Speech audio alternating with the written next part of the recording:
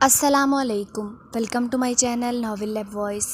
تمام video updates کے لیے میرے چینل NLV کو سبسکرائب کر کے بیل نوٹیفیکیشن کو آن کر دیں۔ تو آئیے سنتے ہیں آج کی ویڈیو میں مصنفہ واہبہ فاطمہ کا novel black mirror have eyes, season 2، episode number 7۔ جانے کتنے برسوں سے وہ اس لمحے کے لیے تڑپا تھا۔ اب جب وہ پل میسر تھے تو وہ انہیں بھرپور انداز میں جینا چاہتا تھا۔ اسے کیا معلوم کہ وہ مایاوش کے آس پاس ہونے سے کس قدر مسرور اور سرشار تھا، نہیں تو اب تک اس کا غصہ، اشتعال، نہ جانے کتنی زندگیاں نگل چکا ہوتا۔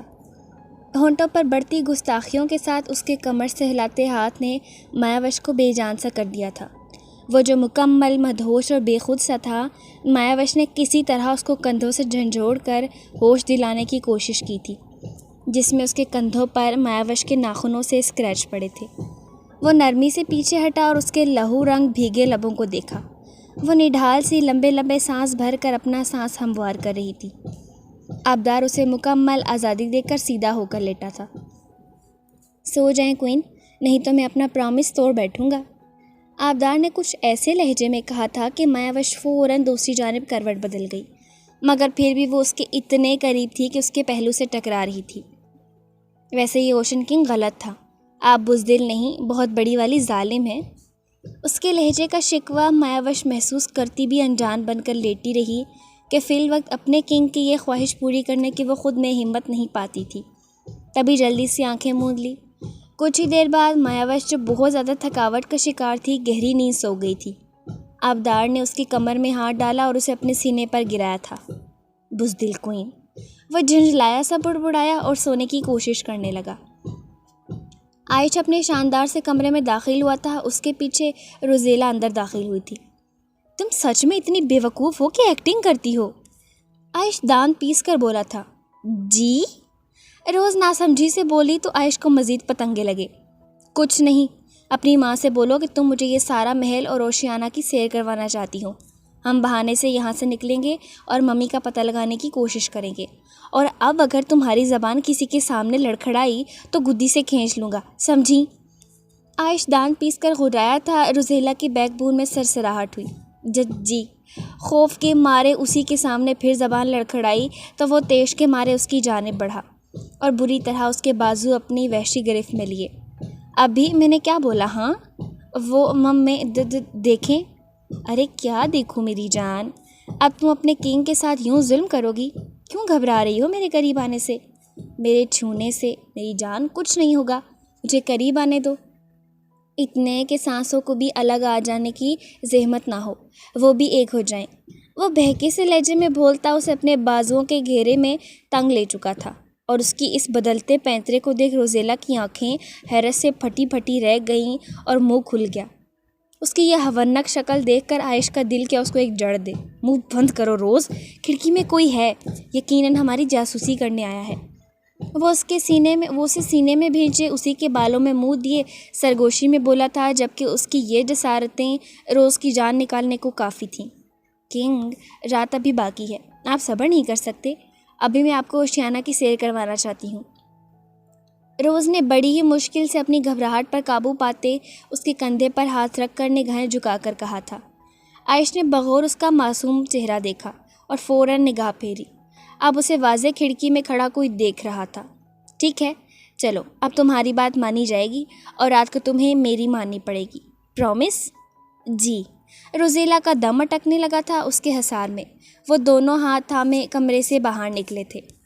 راج جب مایاوش کو دیکھ کر اسے رستہ دکھا کر ڈریگن لینڈ لوٹا تھا تو وشا کو بہت بیمار پایا۔ تب وہ بے حد پریشان ہوا تھا۔ شاید وہ سمجھ چکی تھی کہ اب مایاوش کی طرح اس نے مہاویرا کو بھی کھو دیا، تب بھی اس نے خود کو ہلکان کرتے بیمار کر لیا تھا۔ مگر جب راج نے اسے مایاوش کے بارے میں تمام تفصیلات سے آگاہ کر دیا تو وہ کچھ سنبھلی تھی۔ جب اپنی بچی سے ملنے کی امید کا سرا ہاتھ میں آیا تو اس نے اپنے آپ کو اپنی بچی کے لیے سنبھالا۔ راج دربار سے فارغ ہو کر محل کی اندرونی جانب آیا تو سامنے سے وشا آتی دکھائی دی۔ آج وہ کافی عرصے کے بعد اپنی خوابگاہ سے باہر نکلی تھی۔ راج نے آگے بڑھ کر اس کا ماتھا چوما۔ کیسی طبیعت ہے وشا؟ راج نے نرمی سے پوچھا۔ بہتر، وہ مسکرا کر بولی۔ تبھی ایک دربان اجازت لے کر تیزی سے راج تک آیا تھا، ادب سے جھکا اور اس کے ہاتھ میں ایک رول تھمایا۔ یہ پیغام فیری گارڈینز کی ملکہ اینسٹنس نے بھیجا ہے آپ کی لیکنگ۔ دربان بولا تو راج نے اس کے ہاتھ سے کرول تھام کر کھول کر پڑھا اور جوں جوں پڑھتا گیا پہلے تو راج کی آنکھوں میں شعلے سے بھڑکے مگر پھر کرول کے اختتام پر وہ پرسکون ہوا تھا۔ اس کرول میں اینسٹنس نے کنگ ویام کے غصے، بدلے اور انتقام کی ساری داستان لکھ بھیجی تھی اور پھر اختتام پر یہ بھی کہ مہاویرا کو صحیح سلامت آزاد کر دیا گیا ہے۔ یہ خبر ملتے ہی راج نے وشا کو گود میں بھر کر گول گول گھمایا تھا۔ ارے ارے یہ کیا، راجہ پاگل ہو گئے ہیں؟ وشا نے کہا تو راج نے اسے پکڑ کر مزید گھمایا۔ تم سنو گی کوئن تو تم بھی خوشی سے پاگل ہو جاؤ گی۔ ہماری پرنسس مہاویرا ہمیں مل گئی ہے اور اب بہت جلد مایاوش بھی ہمارے پاس ہوگی، راج نے اسے بازوں کے گھیرے میں لے کر کہا۔ وشا کا چہرہ گلاب کی طرح کھلا تھا۔ راج پلیز خدارا مجھے میری بچی کے پاس لے جائیں۔ وہ سر خوشی میں راج کے گلے لگ کے پھوٹ پھوٹ کر رہی تھی۔ اب تو راج نے بھی مزید انتظار نہیں کیا، وہ وشا کو لیے بلیک میرر کی جانب بڑھا۔ مہاویرا کی آنکھ اپنے کمرے میں کھلی تھی۔ جمی اور سیرا اس کے اوپر جھکے ہوئے تھے۔ وہ جھٹکے سے اٹھ کر بیٹھی تب وہ جمی اور سیرا کے گلے لگ کر پھوٹ پھوٹ کر روئی تھی۔ کچھ ہی دیر میں وہاں راج اور وشا چلے آئے تو ایک مرتبہ پھر وہ رو دی۔ راوی ناپ بہانے لگی۔ راج نے بڑی مشکل سے اسے بہلایا مگر اب وقت آن پہنچا تھا کہ اسے اس کی حقیقت کا علم ہو جائے۔ اب وہ اسے یہاں اس گھر میں اور انسانی دنیا میں نہیں رکھنا چاہتا تھا۔ اب وہ اسے اپنے ساتھ ڈریگن لینڈ لے جانا چاہتا تھا۔ تبھی وشا کو آنکھوں ہی آنکھوں میں اشارہ کیا۔ وشا جو اپنی پرنسس کو دیکھ کر ہی جی اٹھی تھی اب وہ بھی یہی چاہتی تھی، سو اس نے بھی اس بات میں سر ہلایا۔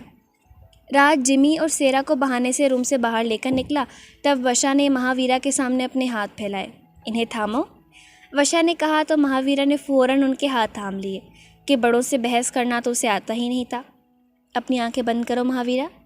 مہاویرا نے اپنی آنکھیں بند کی۔ ان بند آنکھوں کے پیچھے آگاہی کے در واہ ہوئے تھے۔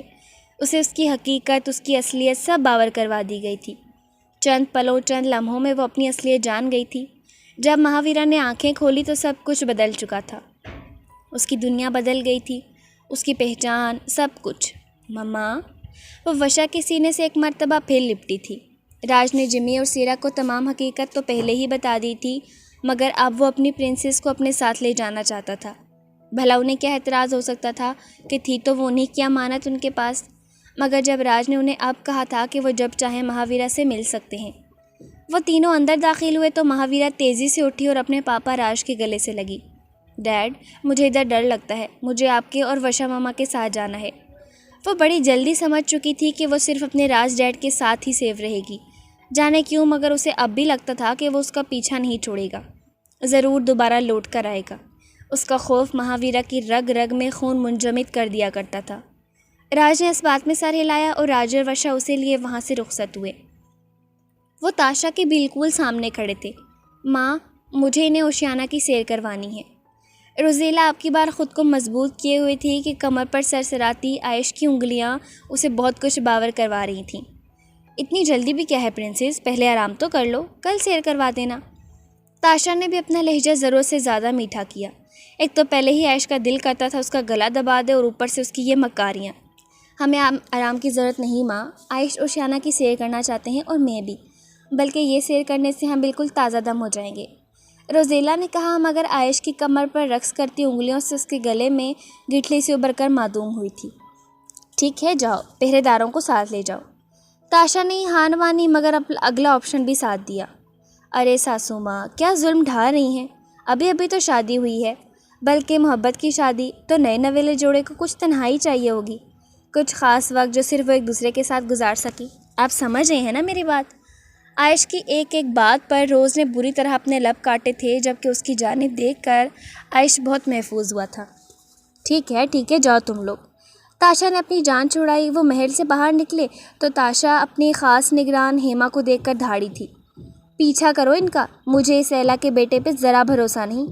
اس کی آنکھوں میں اپنے لیے عجیب نفرت محسوس کی ہے میں نے۔ اگر یہ ذرا سا بھی ایلا کی جانب گئے تو ختم کر دینا اس ایلا کے بیٹے کو۔ تاشا حکم سناتی وہاں سے اپنی خوابگاہ میں گئی تھی جبکہ ہیما عائش اور روزیلا کا پیچھا کرنے لگی۔ آگ کے ایک بہت بڑے الاؤ کے سامنے وہ اپنی تمام طاقتیں صرف کر کے وہ چلا کاٹ رہی تھی۔ وہ اتنا کاری وار کرنے والی تھی کہ اس کا کانٹا پانی بھی نہیں مانگنے والا تھا۔ اور پھر کچھ ہی دیر بعد رومینیا کے اس ہسٹورک قبرستان میں اس کے مکرو کہہ کے گونج اٹھے۔ وہ اپنے مقصد میں کامیاب ہو چکی تھی۔ اپنے دشمنوں کو اس کی جانب سے دی جانے والی یہ پہلی شکست تھی اور بہت بڑی شکست تھی۔ وہ جانتی تھی اس کے دشمنوں کو اس وار سے کمر ٹوٹ کر رہ جائے گی اور اسے بہت مزہ آئے گا اپنے شیطان آقا کو خوش کر کے کامیابی سے یہ بلی دے کے۔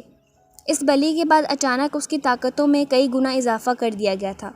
تبھی اس کے مکرو کہکے وہاں آس پاس گونج رہے تھے۔ آبدار کے وارننگ دے کر جانے کے بعد جیک نے دیر نہیں لگائی تھی اسے اپنا بنا کر اپنی نگاہوں کے سامنے رکھنے میں۔ تبھی آج ہی وہ رجسٹرار آفس جا کر سنجنا سے شادی کر کے اسے اپنے گھر ہی لے آیا تھا۔ یہ بہت خوبصورت کاٹیج نما گھر تھا۔ وہ ابھی رجسٹرار آفس سے گھر آئے تھے۔ جیک سنجنا کے ساتھ رنجنا کو بھی ضد کر کے اپنے ساتھ لے آیا تھا۔ اس نے اتنی ضد کی کہ اس کو ان کی بات ماننی ہی پڑی۔ انڈیا میں سنجنا اور رنجنا کا کوئی سگا رشتہ تو تھا نہیں، تبھی انہوں نے جیک کو ہی اپنا سب کچھ مان لیا تھا۔ کاٹیج کو خوبصورتی سے سجایا گیا تھا۔ وہ لاؤنج میں داخل ہوئے۔ میں تو بہت زیادہ تھک گئی ہوں بھائی، آرام کروں گی، رنجنا نے کہا تو جیک مسکراتا اسے اس کے روم تک چھوڑ آیا۔ خوشی اس کے انگ انگ سے پھوٹ رہی تھی۔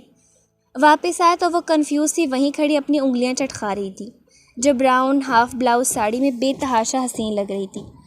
ایسا روپ آیا تھا کہ گندمی سنہرا رنگ بھی سونے کی طرح دمک رہا تھا۔ وہ اس کی پتلی ہوئی حالت دیکھ کر مسکراتا اس کے پاس چلا آیا۔ What happened? کنفیوز؟ جیک نے پوچھا تو اس نے گائے کی طرح اس بات میں سر ہلایا۔ می ٹو، جیک نے جان بوجھ کر مسکین شکل بنا کر ایسے بیچارے طریقے سے کہا، سنجنا بھی ہنس دی۔ تبھی اس نے آگے بڑھ کر بڑی دیدہ دلیری سے اسے بازو میں بھرا تھا۔ سنجنا نے مسکراتے مگر نگاہیں جھکائے اس کی گردن کے گرد بازو حمائل کیے۔ وہ اسے لیے روم میں آیا، پیچھے مڑ کر ڈور لاک کیا، اسے نرمی سے نیچے اتارا۔ تو کیا کہتی ہو وائفی؟ بخش دیا جائے یا پکڑ لیا جائے؟ انگلش میں بولا تھا، لہجہ بے تحاشا معنی خیز تھا۔ سنجنا کی ہتھیلیاں پسینے سے بھیگ چکی تھیں۔ تبھی وہ دامن بچا کر ڈریسنگ کی جانب بھاگنے لگی کہ اس کی ساڑی کا پلو جیک کے ہاتھ میں آیا تھا۔ جیک؟ وہ کندھے پر ہاتھ رکھتی لرز گئی تھی۔ ابھی تو وہ 2 فٹ کے فاصلے پر کھڑا تھا مگر اس کی نگاہیں ہی جسم سے جان کھینچنے کو کافی تھیں۔ یس مائی سول۔ وہ پلو کو ہاتھ پر لپیٹتا قریب چلا آیا تھا، آ کر اس کی پشت سے اس کو کندھوں سے تھاما۔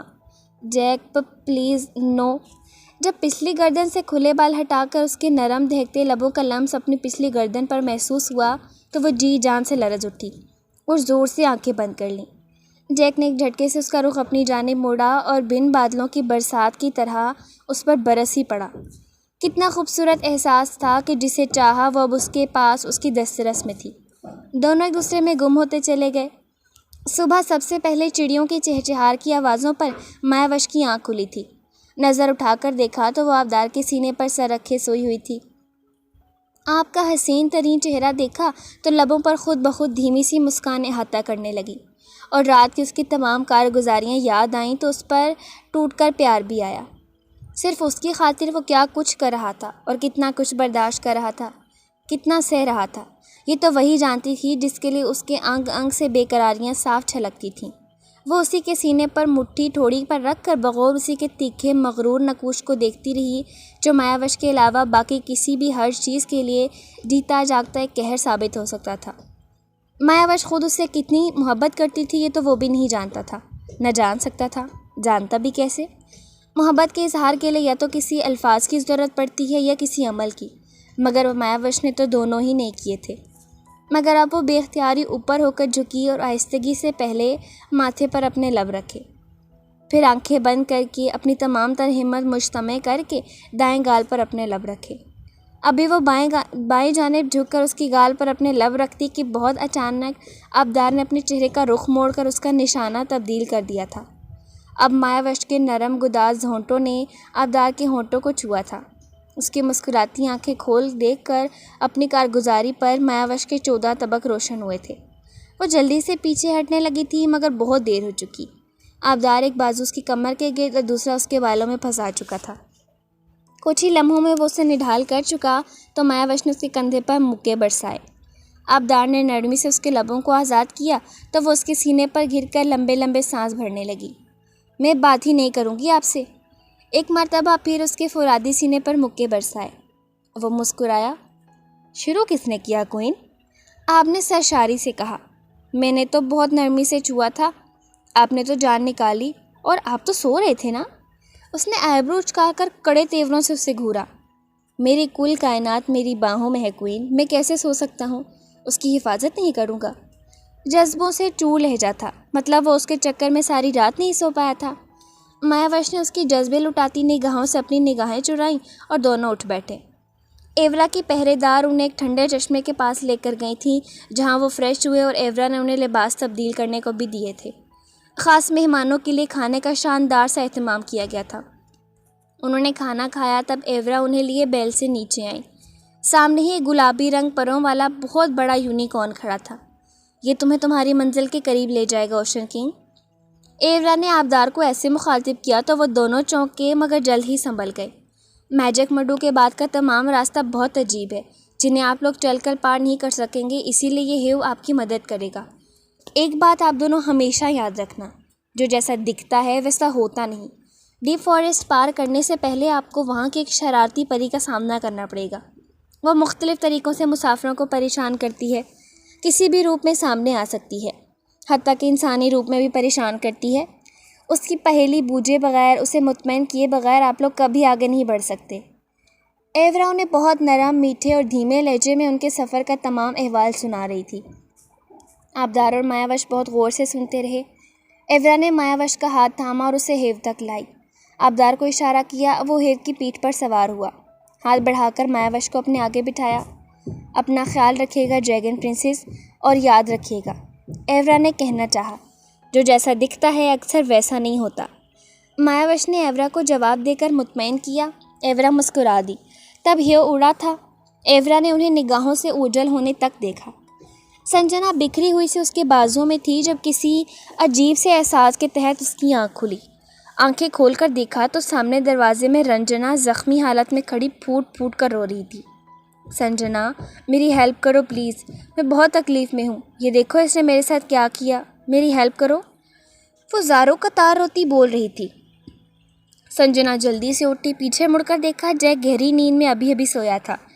سنجنا نے سوچا پہلے صورتحال معلوم کر لے، آخر ہوا کیا ہے۔ سنجنا بیڈ سے اٹھی اور رنجنا کی جانب لپکی، مگر وہ تب تک دروازہ کھول کر وہاں سے جا چکی تھی۔ سنجنا دروازے تک گئی، اسے جھٹکے سے کھولنا چاہا تو وہ ہنوز اندر سے ہی لاک تھا۔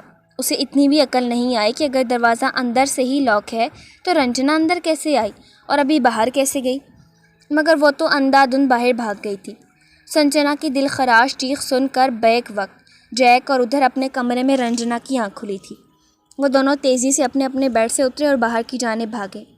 دونوں اپنے اپنے روم سے باہر نکلے تو ایک دوسرے کو سوالیہ نگاہوں سے دیکھا۔ سنجنا تمہارے روم میں ہے؟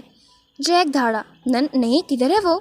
رنجنا گھبرائی، مگر لاؤنج کی جانب سے آنے والی سنجنا کی چیخوں سے انہیں ان کے سوال کا جواب مل گیا تھا۔ وہ دونوں لاؤنج کی جانب بھاگے، مگر لاؤنج تک پہنچ کر وہ لاؤنج کے اندر نہیں جا سکتے تھے کیونکہ لاؤنج کا دروازہ ہی نہیں تھا۔ وہ لاؤنج کے ارد گرد ہر طرف بھاگے۔ سنجنا، جیک چلایا، سنجنا کہاں ہو تم؟ وہ بیرونی جانب کی کھڑکی تک آئے تھے۔ اندر جھانکا تو دونوں کے چہرے خوف سے لٹھے کی طرح سفید پڑے تھے۔ اندر مل گجے اندھیرے میں سنجنا لاؤنج کے بیچوں بیچ زمین پر گھٹنوں کے بل جھکی ہوئی بیٹھی تھی اور کوئی غیبی وجود بری طرح اس کی گردن مروڑ رہا تھا۔ چھوڑو اسے، میں زندہ نہیں چھوڑوں گی تمہیں، چھوڑو میری بہن کو، میں نے کہا چھوڑ دو اسے، رنجنا بے بسی سے چلائی۔ جیک کا بھی یہی حال تھا۔ تبھی رنجنا کی نظر لاؤنج میں لگے آئینے پر پڑی۔ جیجو مرر میں دیکھو، رنجنا چلائی۔ جیک نے دیکھا، وہاں مرر میں سنجنا کے پیچھے ایک انتہائی بھیانک سیاہ پتلیوں والا خوفناک شکل کا سایہ اس کی گردن دبوچے کھڑا تھا۔ سنجنا تکلیف سے نیم مردہ سی بری طرح چیخ رہی تھی۔ جیجو کسی طرح اندر جاؤ، یہ شیشے توڑو۔ جیک بھاگ کر اندر سے ایک بھاری سلاخ لے کر آیا اور شیشہ توڑنے کی کوشش کرنے لگا، جس میں وہ کامیاب بھی ہو گیا۔ جیک اندر کوچا، اس کے پیچھے رنجنا۔ سایہ ان کی جانب متوجہ ہوا، مگر اسے اپنا کام مکمل کرنا تھا۔ تبھی ہاتھ میں خنجر سے وہ سنجنا کا گلا کاٹنے والا تھا۔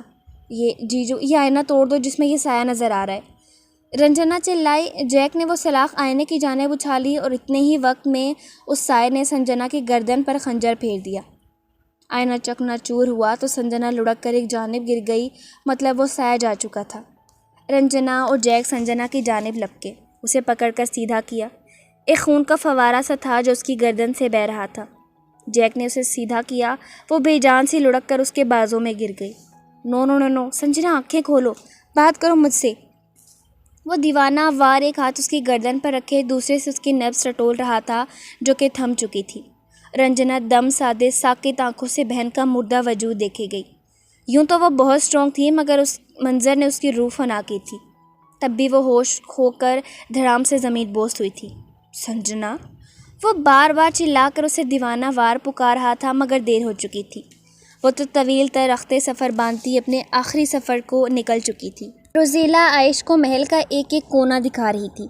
بے تحاشا خوبصورت محل تھا جو سمندری سچے موتیوں سے مزین کیا گیا تھا۔ یہ شاہی مدب خانہ ہے۔ روزیلا اسے ہاتھ تھام ایک جانب لے کر گئی جہاں مختلف جل پریاں ایک پرانی بوڑھی سی جل پری کے آس پاس بیٹھی تھیں اور وہ اپنے علم و تجربہ سے ان کا علاج کر رہی تھیں۔ پھر اس کے بعد وہ شاہی دربار میں گئے تھے۔ وہ اس کا ہاتھ تھامے اب اس جگہ کے بارے میں اسے بتا رہے تھے۔ عائش کافی دیر سے کبھی اس کا حسین ترین چہرہ دیکھتا اور کبھی اپنے ہاتھ کو جس نے کافی دیر سے تھاما ہوا تھا۔ اس کے لمس میں ایک عجیب سا سکون تھا۔ وہ جو سال ہاں سال سے بے چین تھا، اپنی حقیقت سے منہ موڑے رکھتا تھا، اسے پاتے ہی کتنی جلدی اپنی حقیقت کو قبول کیا تھا، بلکہ اس کی ملتے ہی اپنی حقیقت معلوم ہوتے ہی اس کے رگوں پہ میں ایک سکون سا دوڑ گیا تھا۔ دنیا کی کئی حسین لڑکیوں سے پالا پڑا تھا مگر جو سکون اور سرشاری اس کی قربت میں تھی وہ کہیں بھی نہیں مل سکی تھی۔ بہت ظلم کیا تھا عائش نے اس معصوم جان پر، بہت تکلیف پہنچائی تھی اسے، مگر اب اسے اندازہ ہو چکا تھا کہ وہ جتنی معصوم دکھتی ہے اسے کئی گنا زیادہ معصوم اور ڈرپوک ہے۔ اس نے جو بھی کہانی سنائی تھی اس کا ایک ایک لفظ سچا تھا کہ اس کی آنکھوں میں اپنی ہی ماں کے لیے غم و غصہ اور نفرت سی لپکتی تھی۔ اس کے ساتھ بیک وقت چہرے میں ہراساں سے خوف کے تاثرات ہوتے۔ آئیے میں آپ کو اب حرم خاص دکھاتی ہوں۔ وہ سلے دربار کی بائیں جانب مڑی۔ یہ اوشن کنگ کے لیے بنایا گیا ہے خاص حرم ہے جہاں کنگ کی ہی چنی گئی خاص خدمت گار جل پریاں ہوتی ہیں جو کنگ کی خدمت کرتی ہیں اور انہیں سکون پہنچاتی ہیں۔ روزیلا بول کر خود ہی لال سرخ ہوئی تھی، تبھی ادھر ادھر دیکھنے لگی۔ میں آپ کو اس لیے یہاں لے کر آئی کہ یہاں سے محل کا وہ راستہ نکلتا ہے جس سے زندان قریب پڑتا ہے، روزیلا نے کہا تو عائش اس کی سادگی اور معصومیت پر اشش کر اٹھا۔ ہاں، اور یہ بات تاشا ڈانی کو تو معلوم ہی نہیں ہوگی کہ ادھر سے زندان قریب پڑتا ہے۔ وہ یہ تو سوچے گی ہی نہیں کہ پورا محل چھوڑ کر ہم ادھر سے کیوں باہر نکلے۔ عائش نے کہا تو روز شرمندہ سی ہو گئی اور سر جھکا لیا۔ عائش نے دانتوں تلے لب دبا کر اپنی ہنسی روکی۔ عائش روزیلا کو ساتھ لیے اب محل کے سامنے سے باہر نکلا تھا۔ وہ اوشیانہ کے مختلف علاقے گھوم پھر کر دیکھ رہے تھے جب جلدی عائش کو احساس ہوا کہ کوئی ان کا تعاقب کر رہا ہے۔ سمندری گھاس کے پہاڑوں کی حسین وادی میں اترے تھے اور عائش کو وہ تعاقب کرنے والی دکھائی بھی دے گئی تھی۔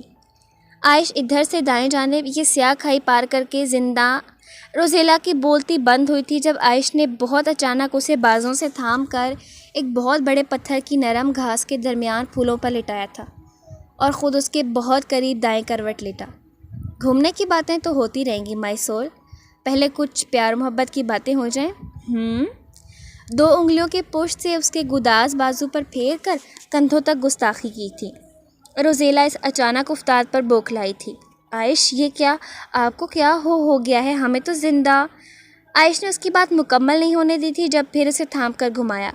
وہ اوندھی ہوئی تھی، اس کی گردن سے لے کر نیچے کمر تک شرٹ ڈوری سے بندھی ہوئی تھی۔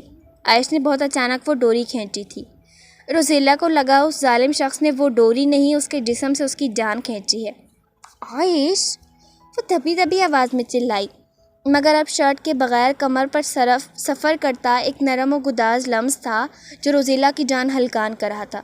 وہ پوری کمر پر اپنی چھاپ چھوڑتا گردن تک آیا تھا۔ تمہاری ماں کی ایک ذلیل چمچی ہمارا پیچھا کر رہی ہے، اس لیے چپ چاپ جو ہو رہا ہے فی الحال اسے یوں ہی ہونے دو روز۔ بہت ہی زیادہ دھیمے لہجے میں سرگوشی کی گئی تھی کہ وہ بمشکل ہی سن پائی۔ اب کی بار عائش کے لہجے میں وہ درستگی یا نفرت نہیں تھی، ہاں مگر ایک لپک تھی، مدہوش اور مسرور سا لہجہ تھا۔ روزیلا کی یہ قربت اس کے دل و دماغ پر بجلی سی بن کر گری تھی کہ وہ مکمل نہیں تو آدھے سے زیادہ اپنا ہوش کھو بیٹھا تھا۔ اس وقت ایک سرور سا تھا جو رگو پے میں دوڑ رہا تھا۔ روزیلا کی بے تحاشا قربت اس کی جانب کروٹ لیے وہ پوری طرح اس پر جھکا ہوا تھا۔ ہیما جو ان کا پیچھا کر رہی تھی پتھر کی اوٹ میں چھپی ہوئی تھی۔ وہ انہیں دیکھ نہیں پا رہی تھی مگر سن کر اچھی طرح تسلی کر لینا چاہتی تھی کہ کوئی گڑبڑ نہیں ہے، اور اب عائش کی ان حرکتوں پر بری طرح بوکھلا رہی تھی۔ اس کا دل کیا ابھی کے ابھی یہاں سے بھاگ جائے، مگر تاشا کا حکم تھا اگر پوری تسلی نہ کرتی تو جان سے ہاتھ دھو بیٹھتی۔ عائش نے اب اس کے ہاتھ پر اپنا ہاتھ بھی رکھا ہوا تھا۔ یو نو واٹ پرنسس، میں تمہیں محل سے دور یہاں اس لیے چلا آیا کہ ہمیں یہ کچھ حسین خوبصورت پل ایک دوسرے کے ساتھ گزارنے کا موقع مل سکے، سب سے دور، تنہائی، اور بس میں اور میری روز جان۔ اب اس کے ہاتھ نے روز کا پہلو سہلایا تو روز کے سچ میں اوسان خطا ہوئے تھے۔ وہ تو کب کہ اس کی جسارتوں کی تاب نہ لاتی، آنکھیں زور سے میچے لیٹی تھی۔ عائش نے جب اس کی کان کی لو کو لبوں سے کاٹا تو روزیلا کے مزید ہوش اڑے۔ عائش پلیز، وہ دبی آواز میں ملتجی سی بولی کہ شاید وہ اسی کی جان چھوڑ دے، مگر اس کا الٹا ہی اثر ہوا تھا۔ تبھی عائش نے اس کے گرد مزید گھیرا تنگ کیا تھا۔ عائش کا ہاتھ اس کے پہلو سے ہوتا ہوا اس کے پیٹ کو سہلانے لگا تھا اور لب پچھلی گردن پر گستاخیاں کرنے میں مصروف تھے۔ جب برداشت کی حد ختم ہوئی تھی تو روزیلا جھٹکے سے اس کی جانب مڑی تھی، کندھوں سے تھام کر اسے خود سے دور کرنے کی بھرپور سعی کی۔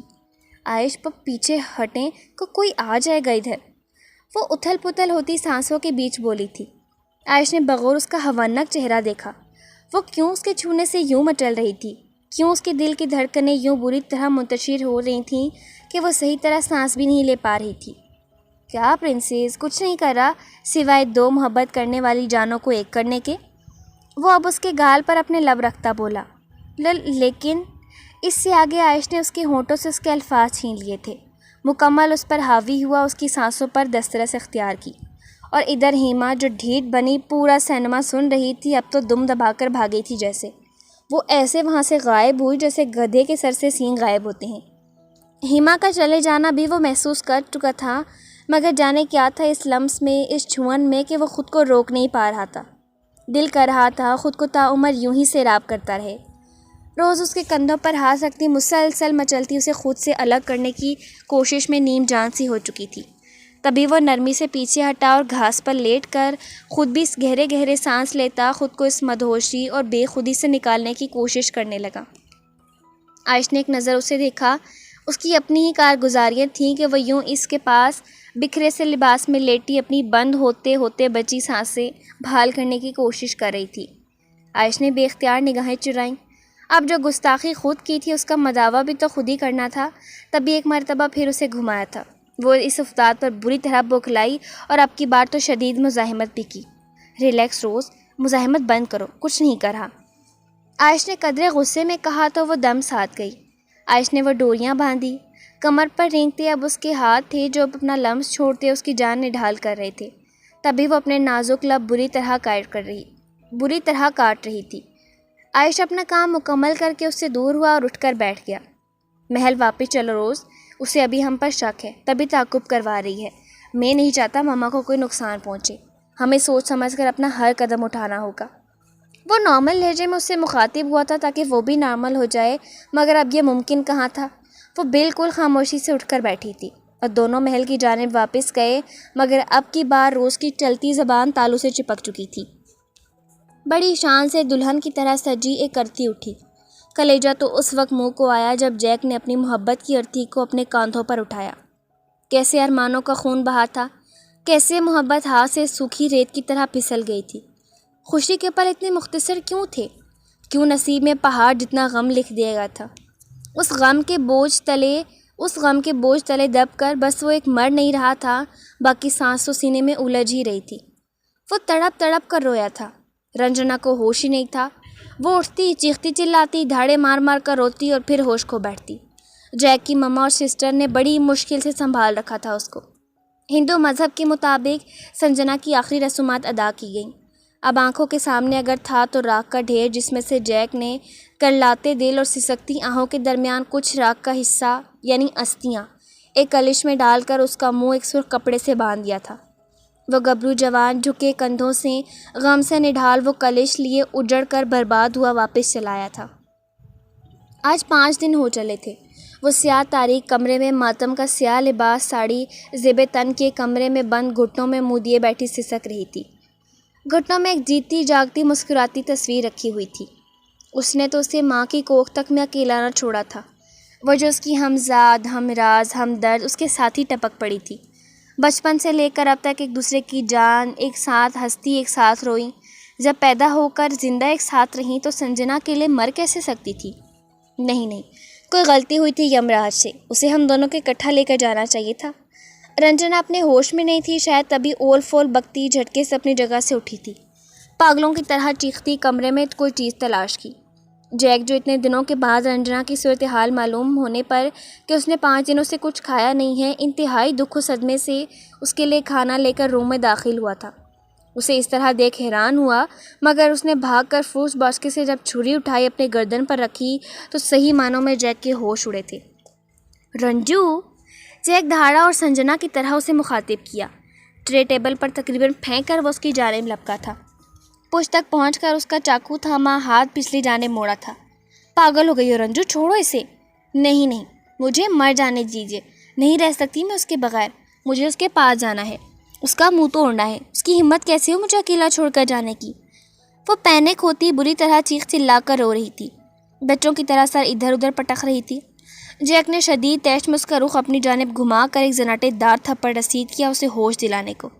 وہ جو پہلے ہی غم سے نڈھال، بھوک سے نی جان سے تھی، لڑک کر اوندھے منہ نیچے گری تھی اور پھر بے تحاشا روئی۔ جیک کن پٹیاں سے ہلاتا وہیں صوفے پر بیٹھا تھا۔ اپنا غصہ کنٹرول کر کے خود بھی نیچے بیٹھ کر اسے اٹھا کر بٹھایا تھا۔ وہ اس کے کندھے سے لگ کر دھاڑے مار مار کر روئی تھی۔ جیک نے یہ غبار دھل جانے دیا۔ جب وہ رو رو کر پھر نیم جان ہوئی تو جیک نے اسے پانی پلایا۔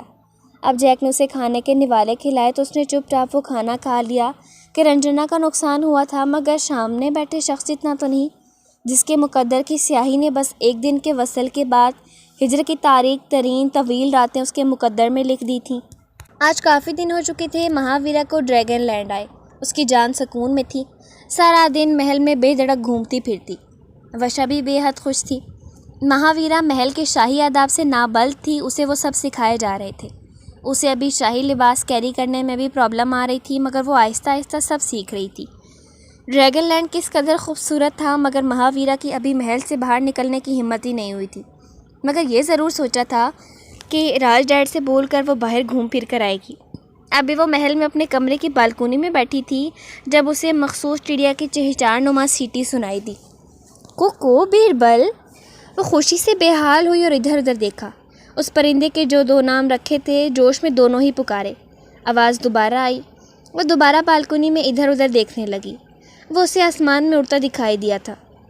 اس نے ہاتھ ہلایا، وہ آ کر بالکونی کی دیوار پر بیٹھا اور سفید شاہی لباس میں اسے غور سے دیکھنے لگا۔ مہاویرا بھاگ کر اس کے قریب گئی، مگر وہ اڑ گیا۔ وہ جا کر نیچے محل سے باہر شاہی باغ کے ایک درخت پر بیٹھ گیا۔ مہاویرا نے اسے غصے سے گھورا، شاید وہ چاہتا تھا مہاویرا محل سے باہر اس باغ میں آئے۔ نو، میں تو نہیں آ رہی، ادھر تم ہی آ جاؤ۔ مہاویرا نے ہاتھ سے اسے اپنے پاس بلایا۔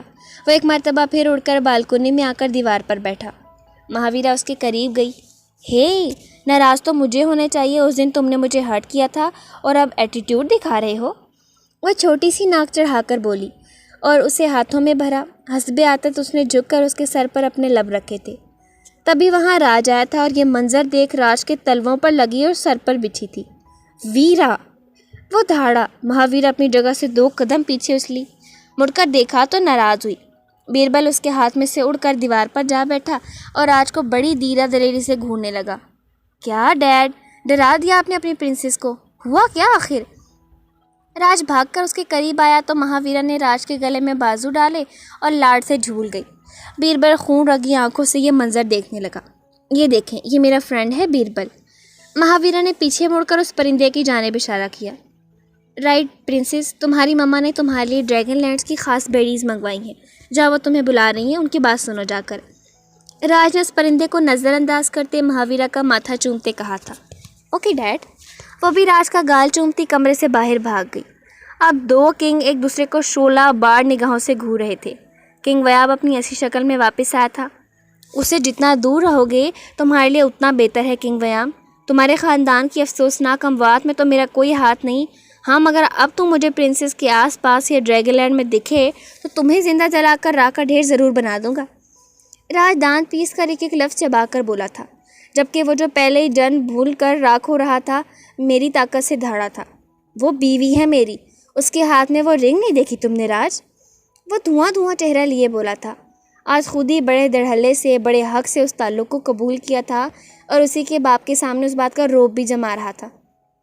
جانتا ہوں اچھی طرح، اس رنگ کو بھی اور اس حقیقت کو بھی۔ کچھ نہیں ہے وہ رنگ، وہ صرف تمہارے فیری ٹوپیا کے زہر کا توڑ ہے۔ اس کے علاوہ میری نظر میں اس رنگ کی کوئی اوقات، کوئی حیثیت نہیں ہے، سمجھے؟ تو ٹھیک ہے، بلاؤ اسے ابھی یہاں۔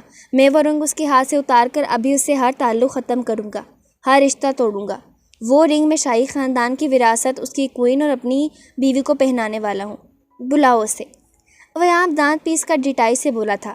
جانتا جو تھا اگر راج یہ جانتا ہے کہ یہ تعلق رنگ سے ہے، کیوں اور کیسے ہے، تو یہ بھی جانتا ہوگا کہ وہ رنگ ابھی تک اس کے ہاتھ میں کیوں ہے۔ کنگ راج لاجواب ہوا تھا۔ کنگ ویام، دفع ہو جاؤ یہاں سے۔ تمہارے لیے یہی بہتر ہے کہ بھول جاؤ اس رنگ اور اس رنگ کے پہننے والی کو، سمجھے؟ کبھی نہیں۔ جب تک وہ رنگ اس کے ہاتھ میں ہے تب تک وہ کنگ ویام کی ملکیت ہے، میری بیوی۔ بچے تو نہیں ہو راج، تم جانتے ہی ہو فیری ٹوپیا کی اس رنگ کی طاقت کو، جو دلوں اور روحوں ایک دوسرے سے جوڑ دیتی ہے۔ وہ کنگ ویام کی ملکیت اور بیوی ہو کر میری تابع اور اسیر ہے۔ میں ایک مرتبہ اسے پکاروں تو وہ اپنی جان پر کھیل کر بھی مجھ تک پہنچے گی، اور خود کو، اپنے جسم و جان کو میرے سپرد کرو گی، جانتے ہو نا تم؟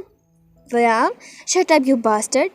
اس کی اس بیہودہ بات پر راج دھاڑا تھا۔ اس کے جسم و جان سے شعلے سے لپکنے لگے تھے، مطلب وہ ڈریگن میں بدلنے والا تھا۔ ٹھنڈ رکھو راج، میرا ابھی اسے اپنے پاس بلانے کا ویسے کوئی ارادہ نہیں، مگر وہ بیوی تو میری ہی ہے نا، اب کیا کروں، کھینچ تو پڑتی ہے نا۔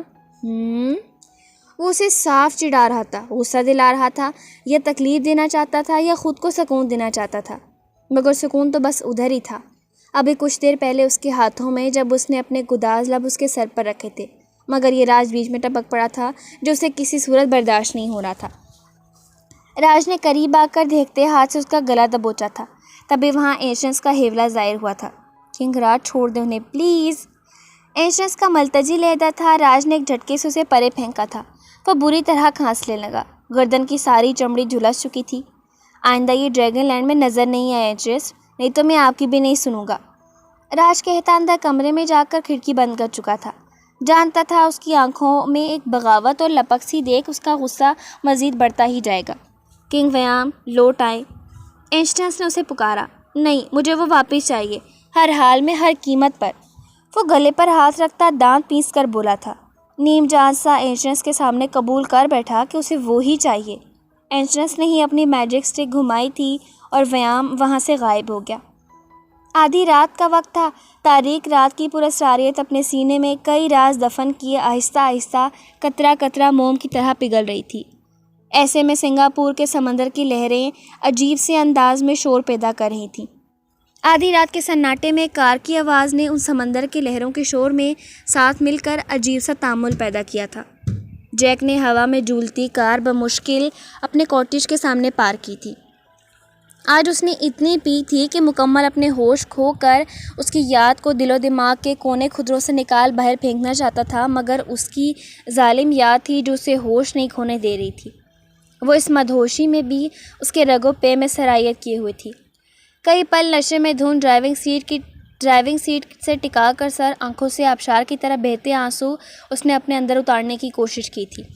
جھٹکے سے کار کا ڈور ان لاک کرتا ڈگمگاتے قدموں سے باہر نکلا تھا۔ دھاڑ سے ڈور لاک کرتا اس نے ہاتھ میں تھامی بوتل ایک مرتبہ پھر لبوں سے لگائی تھی۔ اسبان کی جانب منہ اٹھاتے بوتل سے وہ مشروب پیتے سامنے بڑا گملہ دیکھ نہیں پایا تھا، بری طرح لڑکھڑایا۔ رنجو کو پیاس کا احساس ہوا تھا تو وہ سلیو لیس نائٹی کے اوپر بلیک نائٹ گاؤن پہنے روم سے باہر کچن کی جانب آئی تھی۔ کچن میں وہ پانی پی رہی تھی جب اسے جیک کی گاڑی کی آواز سنائی دی۔ تجسس کے ہاتھوں مجبور ہو کر کہ وہ رات کے 3 بجے کہاں سے اور کیا کر کے آ رہا ہے، اس نے بینونی کھڑکی سے باہر جھانکا تو حیرت و صدمے سے آنکھیں پھیل گئی تھیں۔ ملگجا سا حلیہ تھا، سلور زیادہ شرٹ اور میلی سی پینٹ، جیسے وہ گرتا پڑتا گھر پہنچا تھا۔ بکھرے بال، لال انگارہ مخمور روئی آنکھیں، کئی دن کی بڑھی شیو۔ وہ تو مکمل برباد ہو چکا تھا جیسے۔ ابھی تو وصل کی بہار کا چہرہ ہی دیکھا تھا کہ موز اور ہجر کا طوفان سب کچھ اجاڑ کر تباہ و برباد کر کے ہجر کی خزاں اس کے مقدر میں لکھ دی گئی تھی۔ شیشہ ہو یا دل، آخر ٹوٹ جاتا ہے، لب تک آتے آتے ہاتھوں سے جام چھوٹ جاتا ہے۔ رنجو نے دیکھا وہ شراب پیتے گملے سے ٹکرانے والا تھا۔ نہ صرف گملے سے ٹکراتا بلکہ نوکیلی ریلنگ پر گر کر اپنی جان سے ہاتھ دھو بیٹھتا۔ وہ تیزی سے بھاگ کر باہر نکلی تھی۔ اس سے پہلے وہ لڑکھڑا کر ریلنگ پر گرتا رنجنا نے اسے سنبھالا تھا۔ جیک، ہوش کرو، یہ کیا حال بنا رکھا ہے اپنا؟ وہ چلائی اور اس کا ایک بازو اٹھا کر اپنی پچھلی گردن کے گرد لپیٹا، اپنے ایک ہاتھ سے اسے سہارا دیا اور بمشکل اس 6 فٹ گبرو جوان کو لے کر اندر بڑھی۔ سنجنا، سنجو، وہ اس کا چہرہ بغور دیکھ رہا تھا اور جس کا ڈر تھا وہی ہوا۔ وہ اسے نشے میں شاید سنجنا سمجھ رہا تھا۔ رنجنا کے رونگٹے کھڑے ہوئے تھے۔ وہ بمشکل اسے لاؤنج میں لائی تھی، اسے صوفے پر بٹھایا تو وہ گرنے کے انداز میں صوفے کی پشت پر گرا تھا۔ رنجنا یہاں سے بھاگ جانا چاہتی تھی، تبھی تیزی سے مڑی تھی، جب اتنی ہی تیزی سے جیک نے اس کی کلائی دبوچی تھی۔ جیک، لیو می! وہ غرائی جب جیک اتنی ہی تیزی سے اٹھا اور اس کی کلائی یوں ہی تھامے اسے اپنے کمرے میں لا کر ڈور لاک کیا اور اسے صوفے پر پھینکنے کے انداز میں بٹھایا۔ سنجنا نے غم و غصے سے گھورا جبکہ وہ دھاڑی تھی۔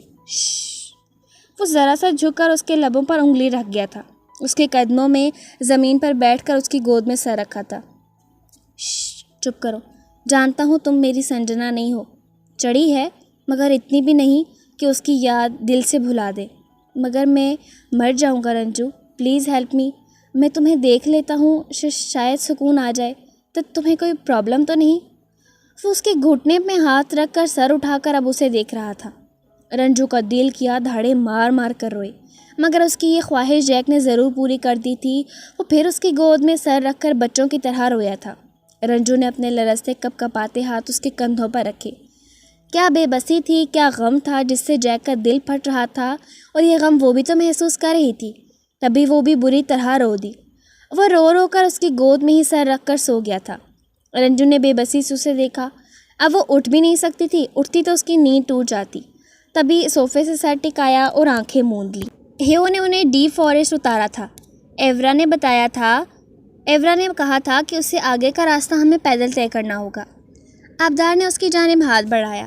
پنک یونیکارن ہیو ایک چھوٹے سے گلابی پھول میں بدل کر وہیں ایک درخت سے الٹا لٹک چکا تھا، مطلب وہ واپسی پر انہیں یہیں ملنے والا تھا۔ وہ پیدل سفر پر روانہ ہوئے۔ ڈیپ فارسٹ آسمانوں کو چھوتے درختوں سے بنا تھا اور زمین پر بھی بیلیں بکھری پڑی تھیں۔ مٹکے مٹکے جتنے پھل ان درختوں اور بیلوں پر لگے ہوئے تھے۔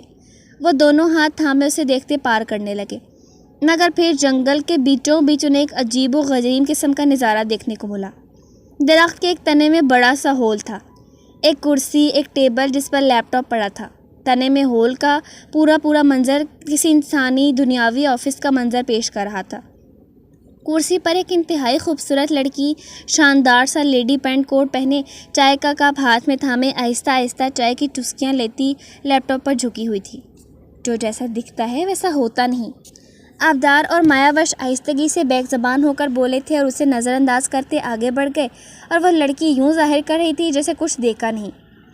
آپ اور مایاوش بہت زیادہ چلے، مگر آپ کو محسوس ہو رہا تھا کہ وہ کب سے جہاں سے چلتے تھے وہیں آ کر ٹھہر جاتے تھے۔ اب تو مایاوش بھی نوٹ کر رہی تھی کہ وہ جہاں کا بھی رخ کرتے، لوٹ پھیر کر ادھر ہی اس قدم رکھتے جہاں آفس میں بیٹھی لڑکی کی چائے ختم ہونے کا نام نہیں لے رہی تھی۔ مطلب وہ ڈیپ فارسٹ کی وہ شرارتی پری تھی جس سے جان چھڑانے کے بعد ہی وہ آگے بڑھ سکتے تھے، جو کب سے شرارت میں انہیں الجھا رہی تھی مگر خود سے کچھ نہیں بولی۔ مایاوش نے آپ کو اس کی جانب آنکھوں ہی آنکھوں میں اشارہ کیا۔ وہ دونوں ہاتھ تھامے اس کے ٹیبل تک پہنچے۔ ہمیں بھی چائے پلا دیں؟ مایاوش نے اسے مخاطب کیا تھا۔ پہلے میرا ایک سوال جس کا جواب مجھے آج تک کسی نے نہیں دیا۔ جو بھی مسافر یہاں تک آیا، افسوس غلط جواب کی وجہ سے اسے واپس ہی جانا پڑا۔ وہ چیئر سے ٹیک لگاتے انہیں اب طاہرانہ نگاہوں سے جانچ رہی تھی۔ جانتی جو تھی اس کا سوال کافی بچکانہ قسم کا ہے، مگر یہ بھی جانتی تھی کہ جواب دینے والا ہمیشہ دائیں بائیں کی تکرار میں الجھا رہتا تھا۔ پوچھیں، مایاوش نے عجلت میں کہا، مگر وہ مسکرا دی۔ ایک سوال، صحیح جواب دینے کا ایک چانس، اور اس کا جواب صرف تم دو گی ڈریگن پرنسس، یہ اوشن کنگ نہیں۔ اس نے پھر کہا، اوکے منظور، پوچھیں۔ مایاوش کو جلدی تھی اور وہ ان کا وقت ضائع کر رہی تھی۔ Where is the side of handle of a cup? اس نے فضا میں چائے کا کپ لہرایا تھا اور کبھی دائیں ہاتھ میں کپ لے کر اس میں سے چسکیاں لے رہی تھی، کبھی بائیں۔ آبدار اور مایاوش نے ایک دوسرے کی جانب دیکھا۔ مطلب نو لیفٹ نو رائٹ؟ اگر ہم رائٹ کا بولیں گے تو یہ بولے گی کہ ہم کپ لیفٹ ہینڈ میں بھی تو پکڑ سکتے ہیں۔ مایاوش نے آپ کے چہرے کے قریب سرگوشی کی، جسے سن کر وہ گہرا مسکرائی تھی۔ آبدار اس تمام کارروائی میں خاموشی تھا۔ اور کم آن ڈریگن پرنسس، اتنا کیا سوچ رہی ہو؟ تم سے کم از کم اتنی توقع نہیں تھی کہ تم اتنی دیر میں جواب دو گی، جلدی بولو۔ وہ مایاوش کو الجھا رہی تھی تاکہ وہ جلد بازی میں غلط جواب دے، مگر سامنے بھی ڈریگن پرنسس تھی جس کے اطمینان میں رتی بھر فرق نہیں پڑا تھا، مگر دماغ میں تانے بانے بن رہی تھی، نو لیفٹ نو رائٹ، تو آخر کون سی سائڈ ہے کپ کے ہینڈل کی؟ وہ بغور اس کے ہاتھ میں اس بڑے سے کپ کو دیکھتی سوچ رہی تھی۔ پھر کسی نتیجے پر پہنچ کر مایاوش آگے بڑھی اور اس کے ہاتھ سے وہ کپ لے لیا جو توقع کے عین مطابق بالکل خالی تھا۔ مایاوش نے کپ کے اندر انگلی گھمائی، ان سائڈ، دل میں کہا اور اس لڑکی کی آنکھوں میں آنکھیں ڈال کر جواب دیا، میرا جواب ہے آؤٹ سائڈ۔ بہت اسٹوپڈ سوال تھا ویسے آپ کا، کوئی بھی جواب دے سکتا ہے جس کا۔ مایاوش نے کہتے کپ ٹیبل پر رکھا۔ ایک جھماکا سا ہوا تھا، وہاں سے ہر چیز غائب ہوئی تھی۔ مایاوش نے آبدار کا ہاتھ تھاما، یقیناً وہ اب راستہ نہیں بھٹکیں گے۔ ڈی فارسٹ کے بعد پنک فارسٹ کے آثار نظر آئے تھے۔ آج 2 ہفتے ہو چلے تو انہیں سفر کرتے، مگر وہ پہلی چیز تلاش نہیں کر پائے تھے، تبھی ان کے قدموں میں اب تیزی تھی۔ پنک فارسٹ کا اپنا ہی الگ نظارہ تھا۔ وہ کہنے کو پنک فارسٹ تھا، مگر انسانی کھیتوں کی طرح حد نگاہ زمین سے کچھ اوپر پنک پھولوں کی ایک چادر سی بچھی ہوئی تھی، اور اس حد نگاہ میدان کو پار کر کے وہ ونڈر ماؤنٹین نظر آ رہا تھا جہاں انہیں ان کی منزل مل سکتی تھی۔ اب ہم پہنچ گئے، دیکھیں ہم پہنچ گئے۔ مایاوش کی آنکھیں نم تھی اور چہرہ کھلا ہوا تھا، تبھی اس کا گریبان جھنجھوڑا، چلیں آپ اس ماؤنٹین تک پہنچتے ہیں۔ مایاوش نے اس کا بازو پکڑ کر اسے آگے کھینچا۔ مجھے کچھ گڑبڑ محسوس ہو رہی ہے میری جان، کیونکہ جو جیسا دکھتا ہے ویسا ہوتا نہیں۔ آبدار نے سنجیدگی سے اس خاموش پنک میدان کو دیکھا۔ کچھ گڑبڑ نہیں آپ، دیکھیں یہ میدان کس قدر خوبصورت ہے، بس ہمیں اسے پار کرنا ہے، مایاوش نے کہا اور ایک قدم آگے ان پھولوں کے بیچ رکھا۔ تبھی خاموش میدان میں ایک دل دہلا دینے والی چیخ پکار گونجی تھی۔ میدان میں ایک بھونچال اور زلزلہ سا پیدا ہو گیا تھا۔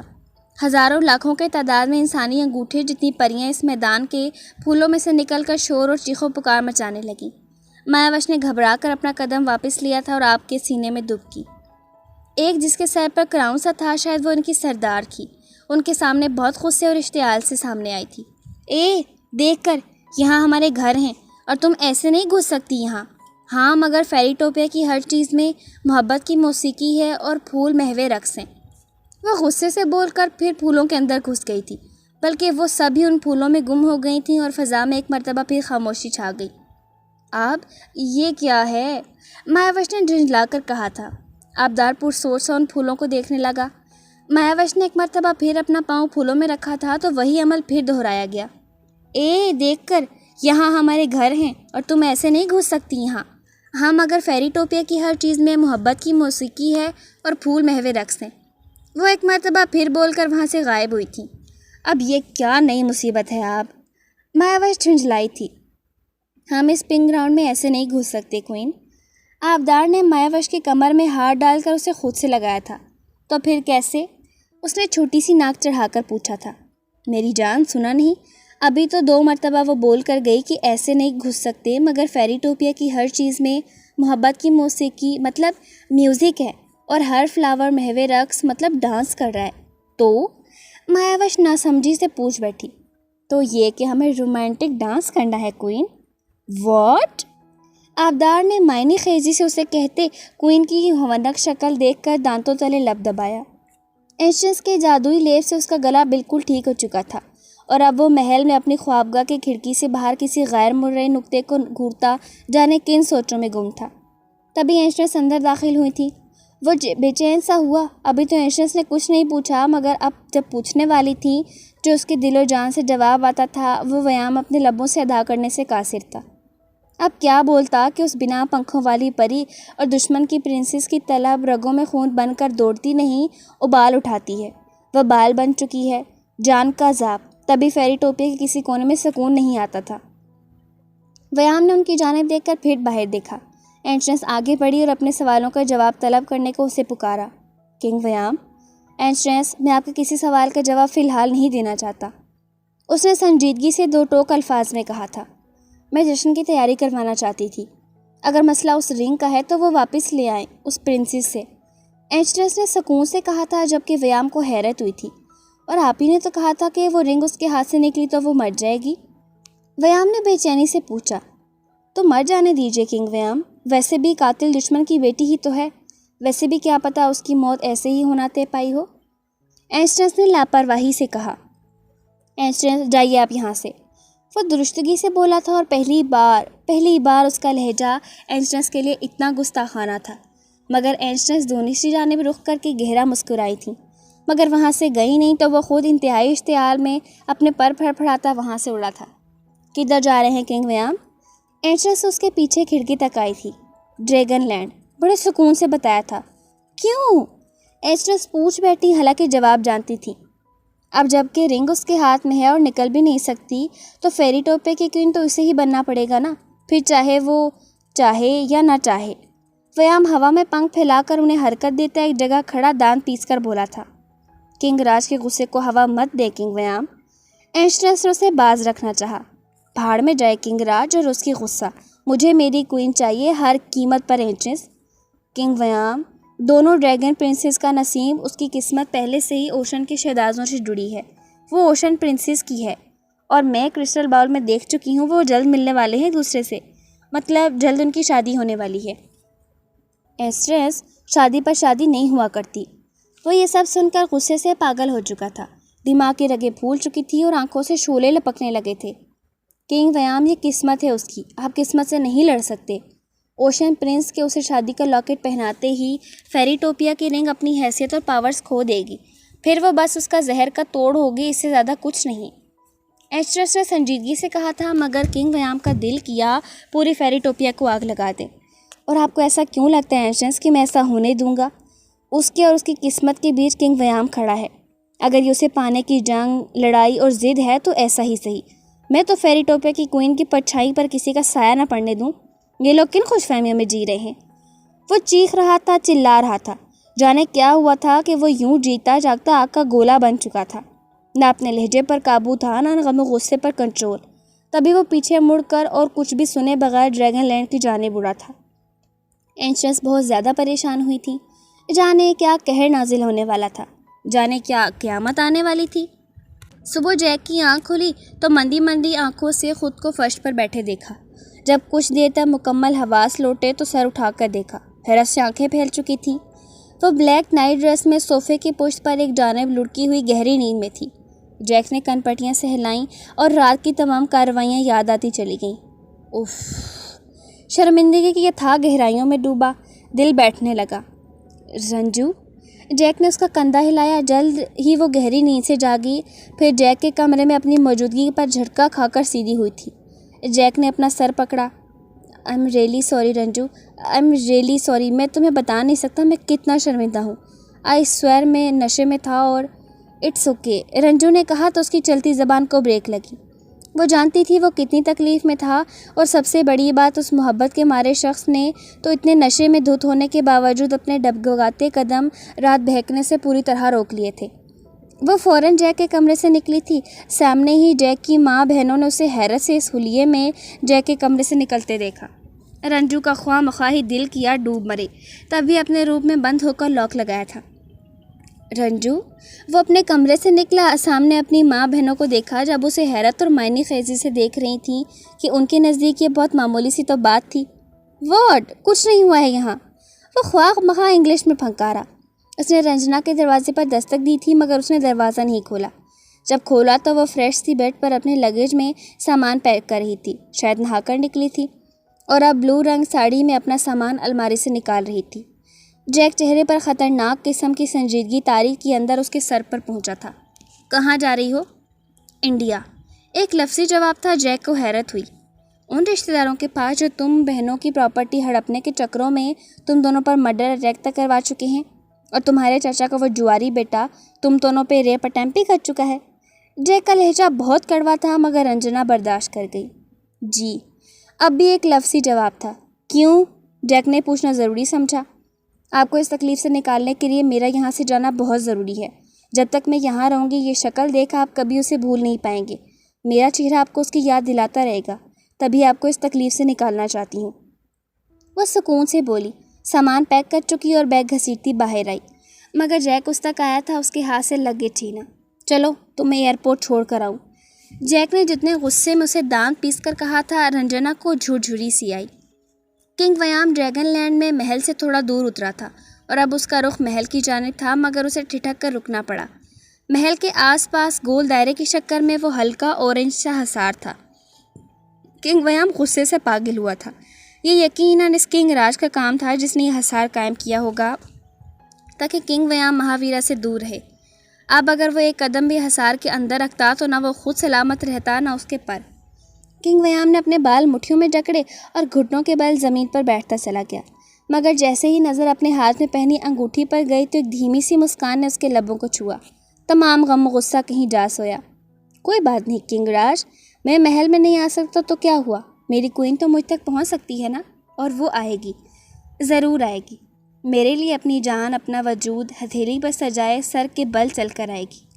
وہ دل میں خود سے باتیں کرتا اس چھوٹی سی وادی میں اترا تھا۔ وہاں گھاس پر لیٹ کر اس نے اپنے رنگ کو دیکھا۔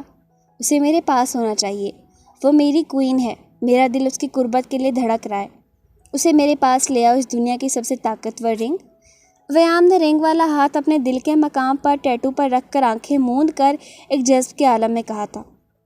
ایک جھماکے کے ساتھ رنگ سے کافی ساری روشنیاں نکل کر باہر آئی تھیں۔ ویام گہرا مسکرا کر وہیں نیم دراز ہو گیا۔ مہاویرا محل کے دربار میں وشا کے پاس بیٹھی تھی۔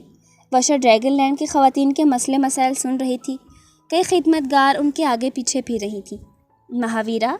مہاویرا ایک چھوٹے سے بچے کی جانب متوجہ تھی جب اسے اپنے کانوں میں بھاری سی سرگوشی نما پکار سنائی دی۔ یس ڈیڈ، وہ بآواز بلند بولی تو سب نے چونک کر اس کی جانب دیکھا۔ کیا ہوا پرنسس؟ وشا نے نرمی سے پوچھا۔ مما، مجھے راج ڈیڈ نے آواز دی۔ مہاویرا نے ادھر ادھر دیکھا۔ نہیں تو راج تو کسی ضروری کام سے ونڈرنگ وڈو میں گئے ہیں، وشا نے اسے نرمی سے بتایا اور اپنے کام کی جانب متوجہ ہو گئی۔ مہاویرا بھی سر جھٹک کر پھر بچے کی جانب متوجہ ہو گئی۔ مہاویرا، مائی کوئین، میرے پاس آئیں۔ وہ جان لیوا بھاری سرگوشی پھر اسے اپنے اندر سے سنائی دی۔ مما، کیا آپ نے مجھے آواز دی؟ مہاویرا نے وشا کو پھر مخاطب کیا۔ نہیں پرنسس، میں نے تو نہیں پکارا۔ وشا اسے مہاویرا کی شرارت سمجھ کر مسکرائی۔ مما، مجھے کوئی پکار رہا ہے۔ اب اسے عجیب سی بے قلی نے آن گھیرا تھا، اور وہ پکارنے والا میری پرنسس کا بیڈ روم ہے۔ جاؤ پرنسس، جا کر آرام کرو میرا بچہ۔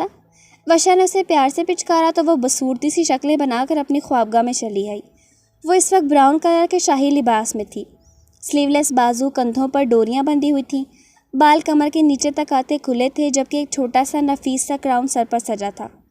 اف، میرے کان بج رہے ہیں۔ وہ جھنجھلائی اور آ کر اوندھے منہ بیڈ پر گری۔ کوئین، میری باہوں میں آئے۔ میری یہ باہیں تڑپ رہی ہیں آپ کو باہوں میں بھرنے کے لیے۔ کیا آپ کا جسم نہیں ٹوٹتا اس کنگ کی قربت کے لیے؟ مہاویرا نے بہت سختی سے اپنے کانوں پر ہاتھ رکھنے کے باوجود اسے یہ آوازیں سنائی دیں۔ اس نے تڑپ کر شیٹ مٹھیوں میں جکڑی۔ گلاب بدن میں جیسے کانٹے سے اگ رہے تھے۔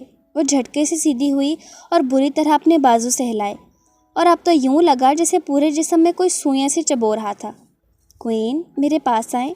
Shut up, just shut up. وہ مچھلی اور اپنے کانوں پر ہاتھ رکھے، مگر محل سے باہر آئیں کوئین، مجھ تک پہنچیں، نہیں تو سکون نہیں آئے گا۔ سکون تو یہاں ہے اس کنگ کے پاس۔ یہ آوازیں اب مہاویرا کے جسم سے اس کی جان نکال رہی تھی۔ وہ جو بے تحاشا ڈرپوک تھی، بزدل تھی، ابھی تک ایک بھی قدم محل سے نہیں نکالا تھا، اب اپنے کمرے سے نکل کر راہداریوں سے ہوتی ہوئی محل سے باہر نکلی۔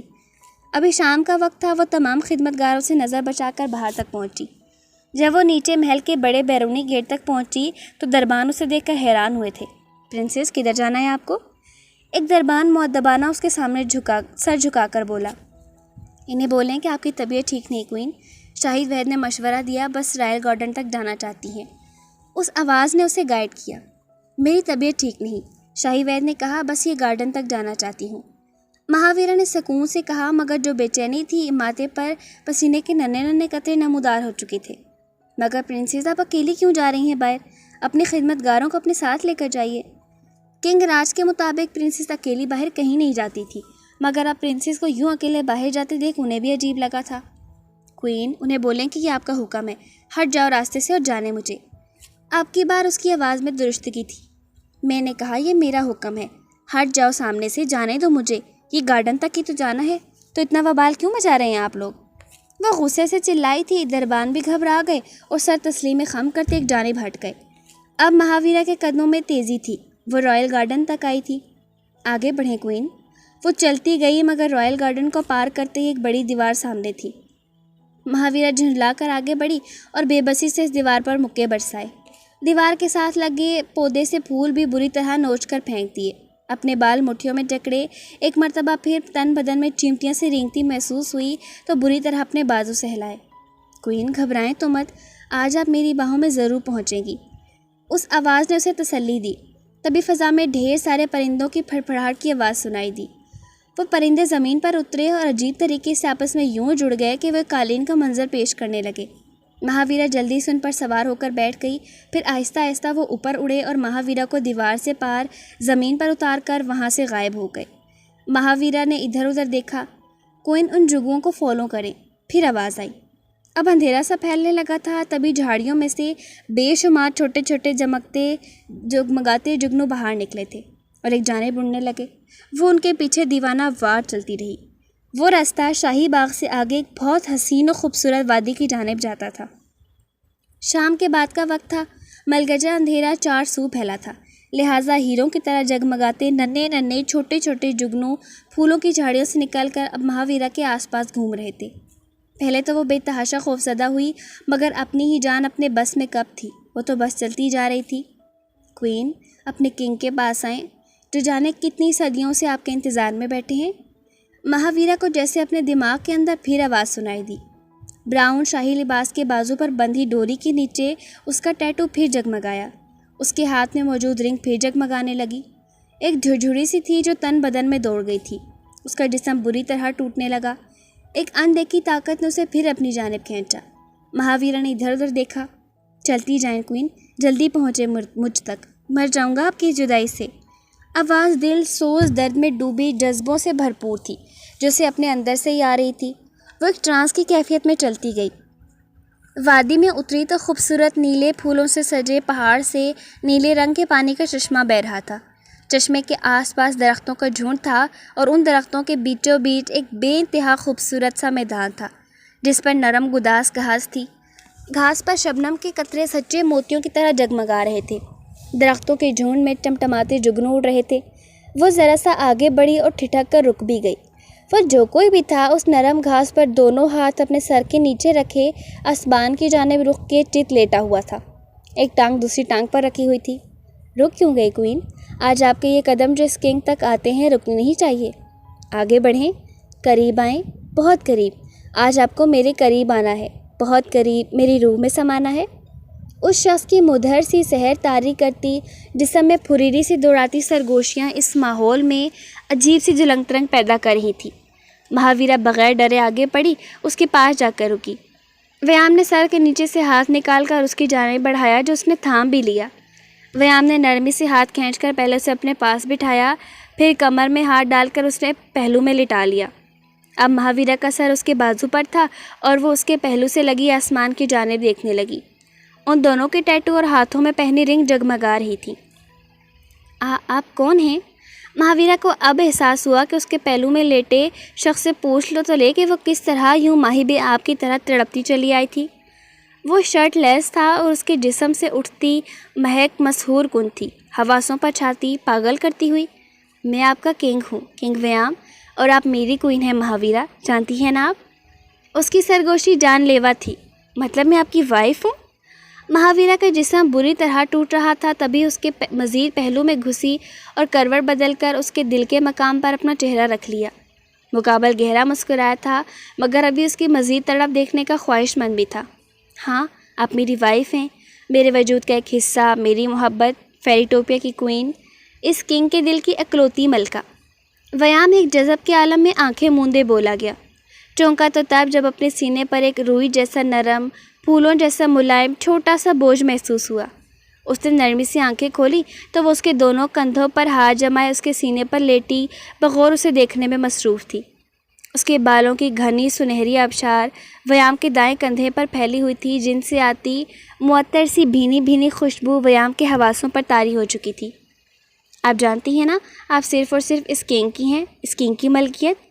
ویام نے بھی کہتے اس کی آنکھوں میں غور سے دیکھا۔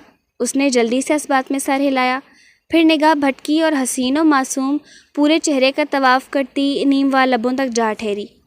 مہاویرا کے سامنے ایک پری ذات کنگ تھا، جو ان دنیاؤں میں ایک حسین ترین مرد تھا، یا وہ اسے ہی بے تحاشا خوبصورت لگ رہا تھا۔ اپنی پوری زندگی میں اس نے کوئی اتنا خوبصورت اور حسین نہیں دیکھا ہوگا۔ اس کی سبز بڑی بڑی آنکھیں مہاویرا کے لبوں پر ٹھہری ہوئی تھیں، جانے کیوں مگر وہ چاہتی تھیں جو وہ سوچ رہا ہے کر گزرے۔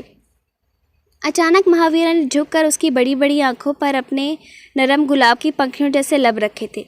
ویام نے آنکھیں موند لی۔ اب اس کی برداشت کی بھی حد پار ہو چکی تھی۔ تبھی ویام نے اس کی نازک کمر پر اپنے ہاتھ رکھے تھے اور وہ ہاتھ رینگتے اس کے کندھوں تک آئے تھے۔ ویام نے اس کے کندھوں پر ہلکا سا دباؤ بڑھا کر اسے اپنے اوپر جھکایا اور اس کے دل کے مقام پر بنے اس کے جگمگاتے ٹیٹو پر اپنے لب رکھے، اور اس کی اس گستاخی پر مہاویرا نے بہت زور سے اپنی آنکھیں بند کر کے لمبے لمبے سانس کھینچے تھے۔ ویام نے اس کی بند آنکھیں اور لرزتی پر کے غور سے دیکھیں اور مسکرایا۔ ابھی سے ہی سانس تھمنے لگا کوئین؟ ابھی تو اس کنگ نے سانس تھمنے جیسا کچھ کیا ہی نہیں۔ اس کی یہ سرگوشیاں ہی تو مہاویرا کے جسم سے اس کی جان کھینچ رہی تھیں۔ ویام نے نرمی سے کروٹ بدلی تھی۔ اب منظر بدل گیا تھا۔ وہ مکمل اس پر کسی کالی گھٹا کی طرح چھایا ہوا تھا۔ اس کے پیروں نے مکمل طور پر ان دونوں کو ڈھانپ لیا تھا۔ وہ اس کے چہرے کے بہت قریب اب مہاویرا کے ایک ایک معصوم نقوش کو اپنے دل میں اتار رہا تھا۔ کوئین، معلوم ہوا کہ طلب کسے کہتے ہیں؟ اس کی پچھلی گردن پر ہاتھ لپیٹ کر انگوٹھے سے اس کا نچلا رب کیا۔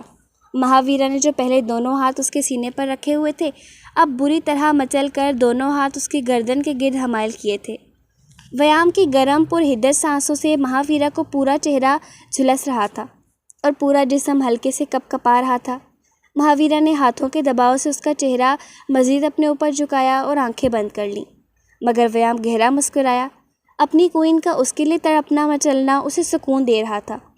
وہ مکمل اس کی دسترس میں تھی، مگر اب تو یہ خواہش تھی کہ پہلی پیش قدمی اس کی کوئین ہی کرے۔ جب ویام نے کوئی پیش قدمی نہیں کی بلکہ بہت ہلکے سے اس کے لبوں پر پھونک ماری تو مہاویرا نے نرمی سے آنکھیں کھولی۔ وہ ایک شرم، ایک جھجک جو آڑے آ رہی تھی، ویام کے اس عمل نے اسے پوری طرح بے بس کیا تھا۔ تبھی مہاویرا نے ذرا سا سر اٹھا کر تنی رگوں والی چٹانی گردن پر اپنے لب رکھے تھے، اور اب تو کنگ ویام نے بھی خود کو روکنے کی ذرا سی بھی کوشش ہرگز نہیں کی تھی۔ اس کے بالوں میں ہاتھ پھنسا کر وہ ان نیم وا لبوں کو بہت شدت سے اپنے ہونٹوں کی گرفت میں لے گیا تھا۔ مہاویرا نے سختی سے آنکھیں بند کیں، مگر وہ اس کے گردن میں اپنی نرم و ملائم باہوں کا ہار ڈالے اس کا پورا ساتھ دے رہی تھی۔ اس کی سانسوں کی خوشبو کو اپنے سینے میں اتارتے وہ اپنی پوری شدتیں اس کے وجود پر بکھیر رہا تھا۔ کمر سے ہلاتا ہاتھ بازو تک آیا تھا اور ایک جھٹکے سے بازو کی ڈوری کھلی۔ مہاویرا کا سانس بند ہو چکا تھا اور نازک لب پر کٹ آ چکا تھا۔ تبھی اس کا چہرہ اس کی شدتیں برداشت کرتے سرخ ہو چکا تھا۔ ویام نے نرمی سے اس کے لبوں کو آزادی بخشی تو وہ بری طرح کھانسنے لگی، مگر ویام کا اب اسے اپنی دسترس سے آزاد کرنے کا کوئی پروگرام نہیں تھا۔ تبھی بھیگے لب اس کے کندھے پر رکھے تو مہاویرا کو لگا وہ بے جان ہو جائے گی۔ اس سے پہلے کنگ ویام اور گہرائیوں میں اترتا فضا میں خونخوار غسیلے ڈریگن کی دھاڑ سنائی دی تھی۔ وہ دھاڑ دل دہلا دینے والی تھی اور وہ خونخوار درندے نما ڈریگن مسلسل فضا میں چلاتا اڑ رہا تھا جیسے کسی کو خبردار کرنا چاہتا ہو۔ ویام بری طرح چونکا، جلدی سے اٹھ بیٹھا۔ ایک نظر بے حال ہوئی بکھرے سے حلیے والے اپنی کوئین کو دیکھا جو گھاس پر پڑی لمبے لمبے سانس بھرتی اپنا سینہ سہلا رہی تھی تاکہ سانس درست ہو جائے۔ اس نے بازو سے کھینچ کر مہاویرا کو اٹھا کر بٹھایا۔ وہ بے حال سی پھر اس کے سینے سے لگی، مگر ویام نے میجک سٹک گھمائی تھی۔ مہاویرا کا لباس درست ہو گیا۔ کچھ ہی دیر میں آس پاس فضا میں ایک بھونچال سا برپا ہوا تھا اور ایک دہشت ناک ڈریگن دھاڑ سے زمین پر اترا۔ راج ونڈرنگ وڈو سے کوئی ضروری کام نپٹا کر واپس آیا تھا۔ مہاویرا کے لیے وہ گرین بیریز لایا تھا۔ جلدی سے دربار میں داخل ہوا تو وشا اپنی خدمت گاروں کے ساتھ تھی۔ کوئین، پرنسس کدھر ہے؟ راج نے پوچھا۔ وہ تو اپنی خوابگاہ میں ہے، کچھ تھکی ہوئی لگ رہی تھی تو سونے چلی گئی، وشا نے جواب دیا۔ راج سر ہلاتا اس کی خوابگاہ تک آیا، مگر اس کو کمرے میں نہ پا کر راج کے صحیح معنوں میں طوطے اڑے تھے۔ کچھ ہی دیر میں اس نے پورا محل چھان مارا، مگر وہ کہیں نہ ملی تو دربانوں کی شامت آئی تھی۔ تب ایک دربان سے پتہ چلا کہ وہ رائل گارڈن کی جانب گئی تھی۔ راج اور پہرے داروں نے اسے ہر جانب ڈھونڈا تھا۔ یہ بات وشا سے چھپائی گئی تھی۔ جب مہاویرا کہیں نہیں ملی تو راج کا غم و غصہ اور اشتعال آخری حدوں تک پہنچا تھا۔ وہ ڈریگن بن کر اڑا تھا۔ تب بلیو ویلی میں اونچائی سے ہی اسے جگنوں ایک جگہ اکٹھے ہونے کی وجہ سے روشنی کا جھمگھٹا سا دکھائی دیا تھا۔ ان جگنوں کا ایک جگہ اکٹھا ہونے کا مطلب تھا کوئی غیر ماورائی جوڑا ایک دوسرے کے قریب تھا۔ تبھی وہ اشتعال و تیش میں بری طرح پاگل ہوتا زمین پر ٹھیک کنگ ویام کے سامنے اترا تھا۔ مہاویرا اس کے سینے میں منہ دیے ہوئے دبکی ہوئی تھر تھر کانپ رہی تھی۔ وہ پنک فارسٹ کے سرے پر کھڑے تھے۔ آبدار نے اس کی جانب ہاتھ بڑھایا۔ مایاوش نے مسکرا کر اس کا ہاتھ تھام لیا۔ آبدار نے اسے اپنی جانب کھینچا۔ وہ اسی کے حصار میں سمٹ گئی۔ نو میوزک؟ مایاوش نے مسکرا کر سرگوشی کی، مگر آبدار گہرا مسکرایا۔ ایک ہی جھٹکے سے اسے اپنے بازو پر گرایا اور ساتھ ہی ارد گرد فضا میں ایک خوبصورت میوزک کی مدھر آواز گونجی۔ مایاوش نے حیران ہو کر ادھر ادھر دیکھا، مگر کچھ بھی تو نہیں تھا۔ آبدار نے پھر اسے جھٹکے سے سیدھا کیا اور گول گول گھما دیا۔ فضا میں تتلیاں اڑنے لگیں اور ان کے پروں سے عجیب مدھر سی آواز آنے لگی۔ اب آبدار نے اسے گول گھماتے، کبھی پاؤں پر گراتے اسے پنک گراؤنڈ میں قدم رکھے تھے۔ اب حیرت انگیز طور پر جہاں وہ قدم رکھتے، ان کے قدموں کے نیچے وہ پنک پھول مسلے جانے کے بجائے انہی پھولوں میں سے نکل کر پتے ان کے قدموں کو خود پر اٹھا لیتے۔ گراؤنڈ میں موجود پنک بیل فلاور بھی ہوا کے دوش پر جھومنے لگے تھے، جیسے وہ اس کے قریب آ رہا تھا، جیسے اس کی روح میں سما رہا تھا۔ وہ دو جسم ایک جان تھے، جو ایک دوسرے کی آنکھوں میں مسکرا کر دیکھتے اپنا ہر سٹیپ لے رہے تھے۔ تتلیاں ان کے آس پاس حد نظر بکھری ہوئی تھیں، کبھی اس کے بازوں کے نیچے سے اسے تھام کر اوپر اٹھاتا، کبھی گول گھما کر کپل ڈانس کرتے۔ اب وہ گراؤنڈ پار کر رہے تھے۔ شام کے سائے گہرے ہو رہے تھے۔ آسمان نے اب جیسے سرخ اور اورنج امتزاج کی چادر خود پر اوڑھ رکھی تھی۔ دیکھتے ہی دیکھتے بہت جلد وہ ونڈر ماؤنٹین کے قریب پہنچ گئے تھے۔ پنک گراؤنڈ ختم ہو چکا تھا۔ وہ اپنی پہلی منزل کے بہت قریب تھے۔ آبدار، ہم پہنچ گئے۔ وہ خوشی سے اچھلتی اسی کے سینے میں سمائی تھی۔ آبدار نے مسکرا کر اسے اپنے سینے میں مزید بھینچا۔ سامنے بے تحاشا خوبصورت ونڈر ماؤنٹین اپنی پوری آب و تاب کے ساتھ ان کے سامنے تھا۔ پھولوں سے اٹا بڑا سیدھا خوبصورت راستہ تھا جو اوپر کی جانب جا رہا تھا۔ مایاوش اس کا ہاتھ تھامے آگے بڑھی۔ وہ پہاڑ کے درمیانی حصے میں پہنچ چکے تھے۔ باقی پہاڑ کی نسبت یہاں میں ایک چھوٹا سا میدان تھا۔ پہاڑ سے یہاں کا منظر بہت ہی حسین ترین تھا۔ پہاڑ کے اوپر سے حد نظر بڑے بڑے درخت نیچے کو جھکے ہوئے تھے اور ان پر لگے مختلف پھل ہوا گھنٹیوں کی طرح جھول رہے تھے۔ اس وقت وہ لوگ جہاں کھڑے تھے وہ ایک میدان تھا۔ اس کے بیچوں بیچ ایک چھوٹا لکڑی کا سٹینڈ بنا ہوا تھا اور اس پر ایک بے حد خوبصورت چمکدار جگمگاتی ایک رنگ سرزد ہوئی تھی۔ آبدار، وہ دیکھیں، وہ رنگ، یہی تو چاہیے ہمیں، ونڈر ماؤنٹین پر سراب کی انگوٹھی، میں اس کو لے کر آتی ہوں۔ مایاوش بول کر اس رنگ کی جانب بڑھی جب آبدار نے اس کی کلائی تھامی۔ کیا ہوا آپ؟ اس نے پیچھے مڑ کر آبدار کو دیکھا جو کچھ الجھا ہوا تھا۔ یہ سب اتنا آسان نہیں ہو سکتا کوئن، یہ رنگ ہمیں اتنی آسانی سے تو نہیں مل سکتی، کچھ تو ہے جو ہم سے چھوٹ رہا ہے، آبدار نے گہرے لہجے میں کہا۔ جو جیسا دکھتا ہے ویسا نہیں ہوتا، یہ سراب ہے ہماری آنکھوں کو دھوکا، یہ رنگ یہاں نہیں ہے۔ مایاوش نے قدرے سر لہجے میں کہتے اس رنگ کی جانب دیکھا۔ تم ہماری منزل نہیں ہو، ایسا ہی ہے نا؟ اس کے کہنے کی دیر تھی جب وہ رنگ اور وہ لکڑی کا سٹینڈ راکھ کے ڈھیر میں تبدیل ہو گیا۔ آبدار نے مایاوش کو اپنے سینے میں بھینچا۔ وہ یقیناً اس سراب کو ہاتھ لگاتی تو وہ بھی راکھ کا ڈھیر بن جاتی۔ اب کیا ہوگا اب؟ مایاوش کی آنکھوں میں نمی تیر رہی تھی۔ اس کے سینے میں سے منہ نکال کر چہرہ اوپر اٹھا کر اس کی آنکھوں میں دیکھا، جس کے ماتھے پر مایاوش کی آنکھوں میں نمی دیکھ کر بے شمار بل آئے تھے۔ کچھ نہیں ہوگا، ہم منزل کے بہت قریب ہیں بزدل کوئن، گھبراتے نہیں ہیں۔ وہ اس کی چھوٹی سی ناک چومتا بولا تھا۔ وہ اسے پھر بزدل بول رہا تھا۔ مایاوش نے جھنجھلا کر اسی کے سینے میں منہ چھپایا۔ وہ مسکرایا اور اس کی پیٹھ سے ہلا کر اسے تسلی دی۔ جیک تیزی سے ڈرائیونگ کر رہا تھا۔ ماتھے کی رگیں پھولی ہوئی تھیں اور چہرہ حد برداشت سے لہو چھلکا رہا تھا۔ رنجو کھڑکی کی جانب رخ کیے روئی جا رہی تھی۔ انڈیا جانے کے ارینجمنٹس تو وہ کئی دنوں سے کر چکی تھی، مگر فیصلے پر تصدیق کی بہت رات لگی تھی۔ جیک وقتاً فوقتاً ایک نگاہ اس کا ہلکے سے لرزتا وجود دیکھ رہا تھا۔ ایئرپورٹ کے باہر گاڑی ایک جھٹکے سے رکی تھی تو رنجو کو ہوش آیا۔ وہ جلدی سے سیدھی ہوئی، خاموشی سے گاڑی سے اتری۔ میں چلی جاؤں گی۔ ہینڈ بیگ کندھے پر پہنتی وہ جیک کی شکایتی نگاہوں سے نگاہیں چرا گئی تھی، مگر جیک تیزی سے گاڑی سے باہر آیا تھا۔ وہ اس کے پیچھے چلتا ایئرپورٹ کے اندر آیا۔ جانے کیوں جیسے جیسے وہ قدم اندر بڑھا رہی تھی ان دونوں کا ہی دل ڈوب رہا تھا۔ اناؤنسمنٹ ہو رہی تھی۔ وہ لگیج گھسیٹتی اندر کی جانب بڑھی جب جیک اس کے پیچھے ہی لپکا۔ رنجو، ول یو میری می؟ اس کی اس بے ساختہ بات پر رنجنا کے قدم وہیں جم گئے تھے۔ کیوں؟ صرف اس لیے کہ میری شکل آپ کی سنجنا سے ملتی ہے؟ وہ کاٹ دار لہجے میں بولی۔ شاید ہاں، میں تمہاری شکل میں اپنی سنجنا کو ڈھونڈ لیا کروں گا، تم میری وجود کی خوشبو میں اسے ڈھونڈ لیا کرنا۔ اس نے اس بات سے انکار نہیں کیا تھا اور سیدھے سبھاؤ قبول کیا تھا کہ ایسا ہی ہے۔ اور اگر آج سنجنا زندہ ہوتی تو کیا تمہیں اس جہنم میں جانے دیتی جہاں تم منہ اٹھا کے چل پڑی ہو رنجو؟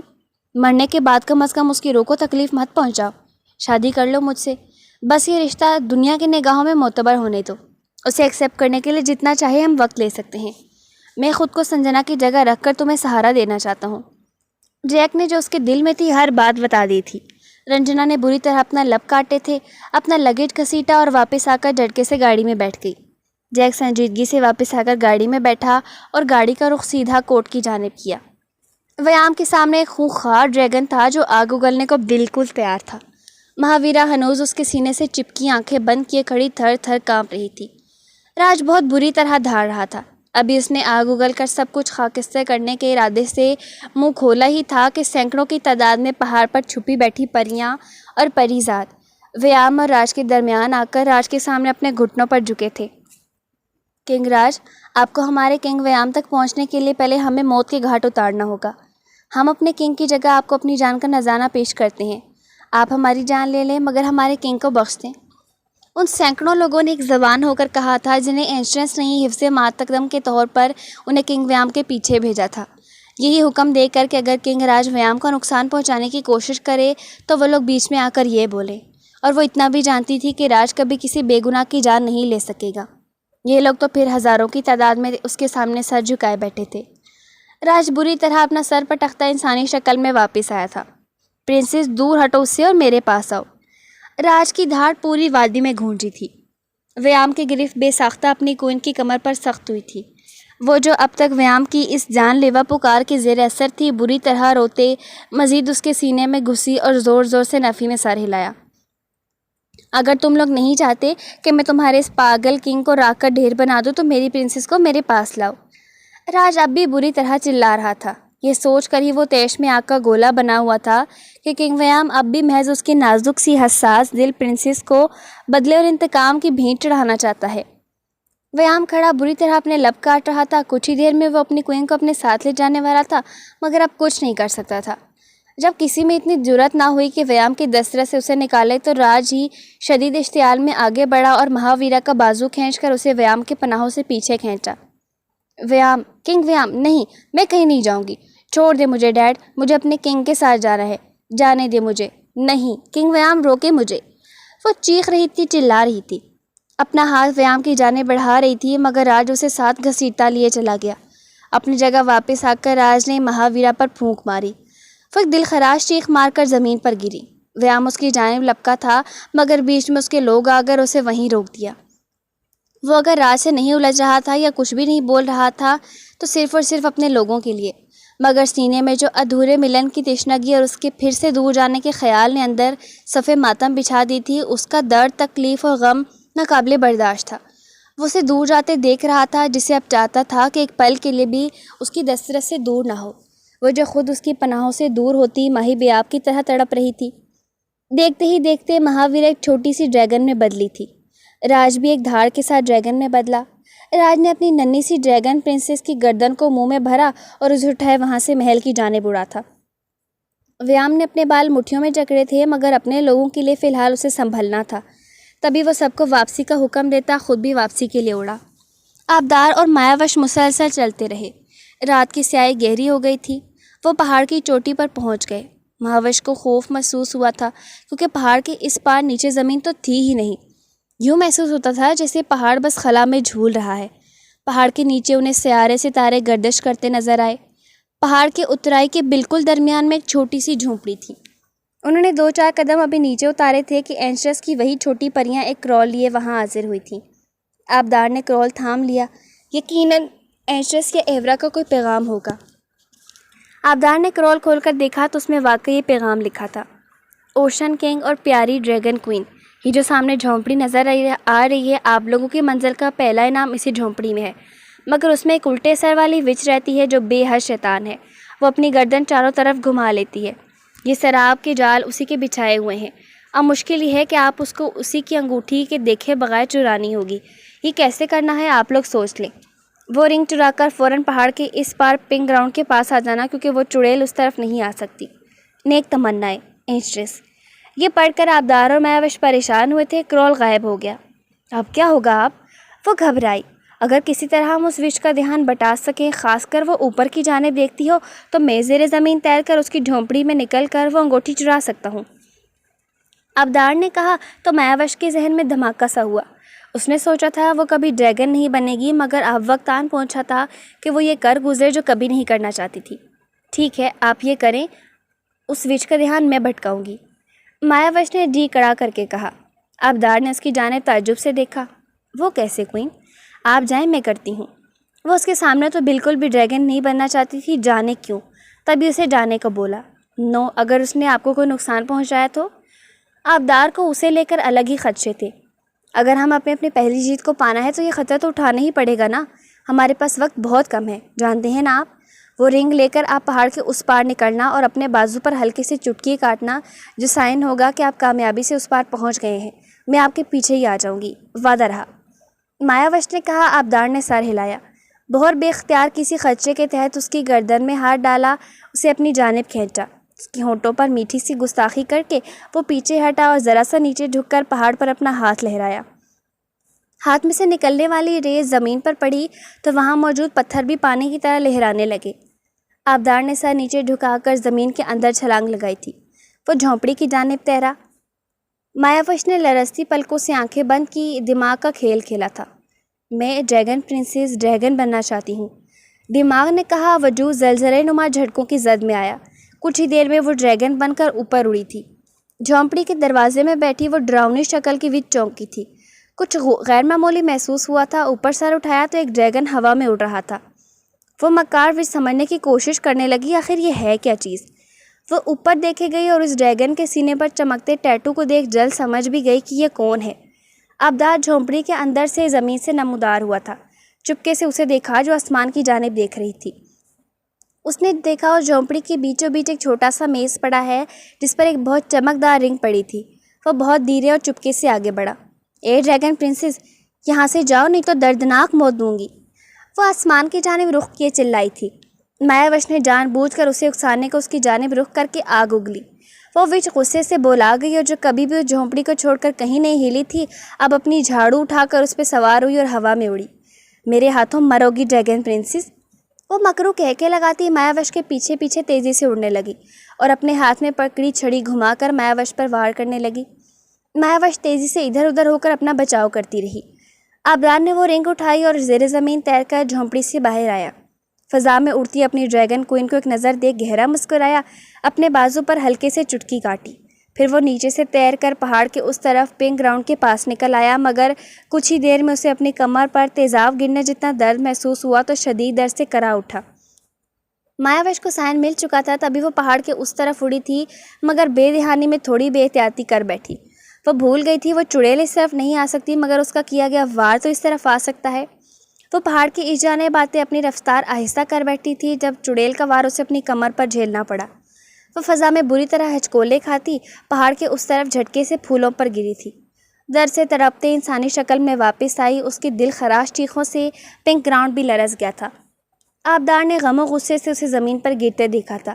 ایک معمولی سی وچ نے اوشن کنگ، ایک اگریسو مونسٹر کے غصے اور قہر کو ہوا دی تھی۔ جو چیز انہیں چاہیے تھی وہ تو مل ہی چکی تھی۔ اب آبدار تیزی سے زمین کی طرف اشارہ کیا۔ پہاڑ کے اس پار جھونپڑی میں ایک دیو ہیکل وہیل فش نمودار ہوئی اور اس وچ کو ثابت نکل کر پھر سے پہاڑ میں غائب ہو گئی۔ سارا سراب غائب ہو گیا، منظر بدل چکا تھا۔ وہ جو حسین وادی کا حوصلہ اس مکار چڑیل کے قبضے میں تھا، اب آزاد ہو کر بہت ہی خوبصورت منظر پیش کر رہا تھا۔ آبدار تڑپ کر اس کے پاس آیا تھا، مایاوش کا سر اٹھا کر اپنی گود میں رکھا جو بری طرح تڑپ رہی تھی۔ آپ، میری کمر جل رہی ہے، کچھ کریں۔ مایاوش نے آپ کی شرٹ مٹھیوں میں بری طرح جکڑی بے تحاشا روتے ہوئے اسے کہا۔ آبدار نے ادھر ادھر دیکھا، مایاوش کا سر زمین پر رکھا، اٹھا اور ایک بہت بڑے پھول کی پتی کھینچ کر نکالی، اسے لے کر مایاوش کے پاس بیٹھا۔ مایاوش کو اٹھا کر اس کی کمر اپنے سینے سے لگائی۔ وہ پتی کسی چادر کی طرح اپنے اور مایاوش دونوں کے گرد لپیٹی۔ اب آبدار نے تیزی سے اپنی شرٹ اتاری اور مایاوش کی کمر سے بھی تیزی سے ڈوریاں کھول کر اس کی برہنہ کمر اپنے سینے میں بھینچی تھی۔ وہ جانتا تھا وہ ایک دوسرے کے زخموں کا مرہم ہے، ہر درد کی دوا، ہر تکلیف کا چین سکون، ایک دوسرے کے لیے انہیلر ہے، ایک دوسرے کے لیے راحت کا سامان ہے۔ اور ہوا بھی یہی۔ مایاوش کے بری طرح درد سے لرزتے کانپتے وجود کو ذرا سی راحت ہوئی تو وہ لمبے لمبے سانس بھرتی آبدار کے کندھے سے سر ٹکا کر آنکھیں موند گئی۔ فیری ٹوپیا کے اس آخر کونے میں رات نے ایک عجیب ہی سما باندھ رکھا تھا۔ گہری تاریک رات کی خاموشی میں بیل فلاورز ہوا کے دوش پر لہراتے جھوم رہے تھے۔ دو محبت کرنے والے دلوں کے ٹیٹو جگمگائے تو پنک گراؤنڈ سے ٹمٹماتے جگنو نکل کر ان کے آس پاس رقص کرنے لگے۔ مایاوش زیادہ دیر سکون سے بیٹھ نہیں سکی کہ آپ کا ایک بازو اپنے کندھوں پر اور ایک ویسٹ پر لپٹتا محسوس ہوا تو وہ کسمسائی۔ یوں بھی وہ جس صورتحال میں اس کی باہوں میں سمٹی ہوئی تھی، مایاوش کے اب 14 طبق روشن ہونا اور آبداش کا ہونا اور آبدار کا مدہوش ہونا بنتا تھا۔ آپ پلیز نہیں، لرزتے لبوں سے بمشکل ادا ہوا۔ آبدار نے اگریسولی اسے اپنے بازو پر گرایا تھا۔ اگر آپ کو کچھ ہو جاتا تو؟ اس کی آنکھوں میں گاڑے وہ اب بھی غصے میں تھا۔ تو مایاوش کو جانے کیا سوجا اس کی جانب دیکھ کر پوچھ بیٹھی، تو میں آپ کی جان لیتا۔ اس کے بالوں میں ہاتھ پھنسا کر ایک جھٹکے سے اپنے چہرے کے قریب کیا تھا۔ اس کی سانسوں کی حدت سے مایاوش کا چہرہ سرخ ہو گیا۔ مجھے پتا ہے آپ نہیں لے سکتے میری جان، وہ اترا کر بولی تھی۔ گمان ہے آپ کا کوئن، جس دن آپ کے وجود کو اپنے وجود کا حصہ بناؤں گا اس دن شاید آپ کی جان جائے میرے ہاتھوں۔ اس کے سرسراتے لہجے میں اتنی شدت، اتنا جنون تھا، کچھ کے ہاتھ نے مایاوش کا پہلو سہلایا کہ مایاوش کے ماتھے پر پسینے کے قطرے نمودار ہوئے اور پہلو تو یوں دہک اٹھا جیسے جل جائے گا۔ آبدار نے اپنے ہونٹ اس کے گداز ہونٹوں پر رکھے۔ آج اس کے لمس میں پہلے سے کئی گنا زیادہ شدت اور جنون تھا۔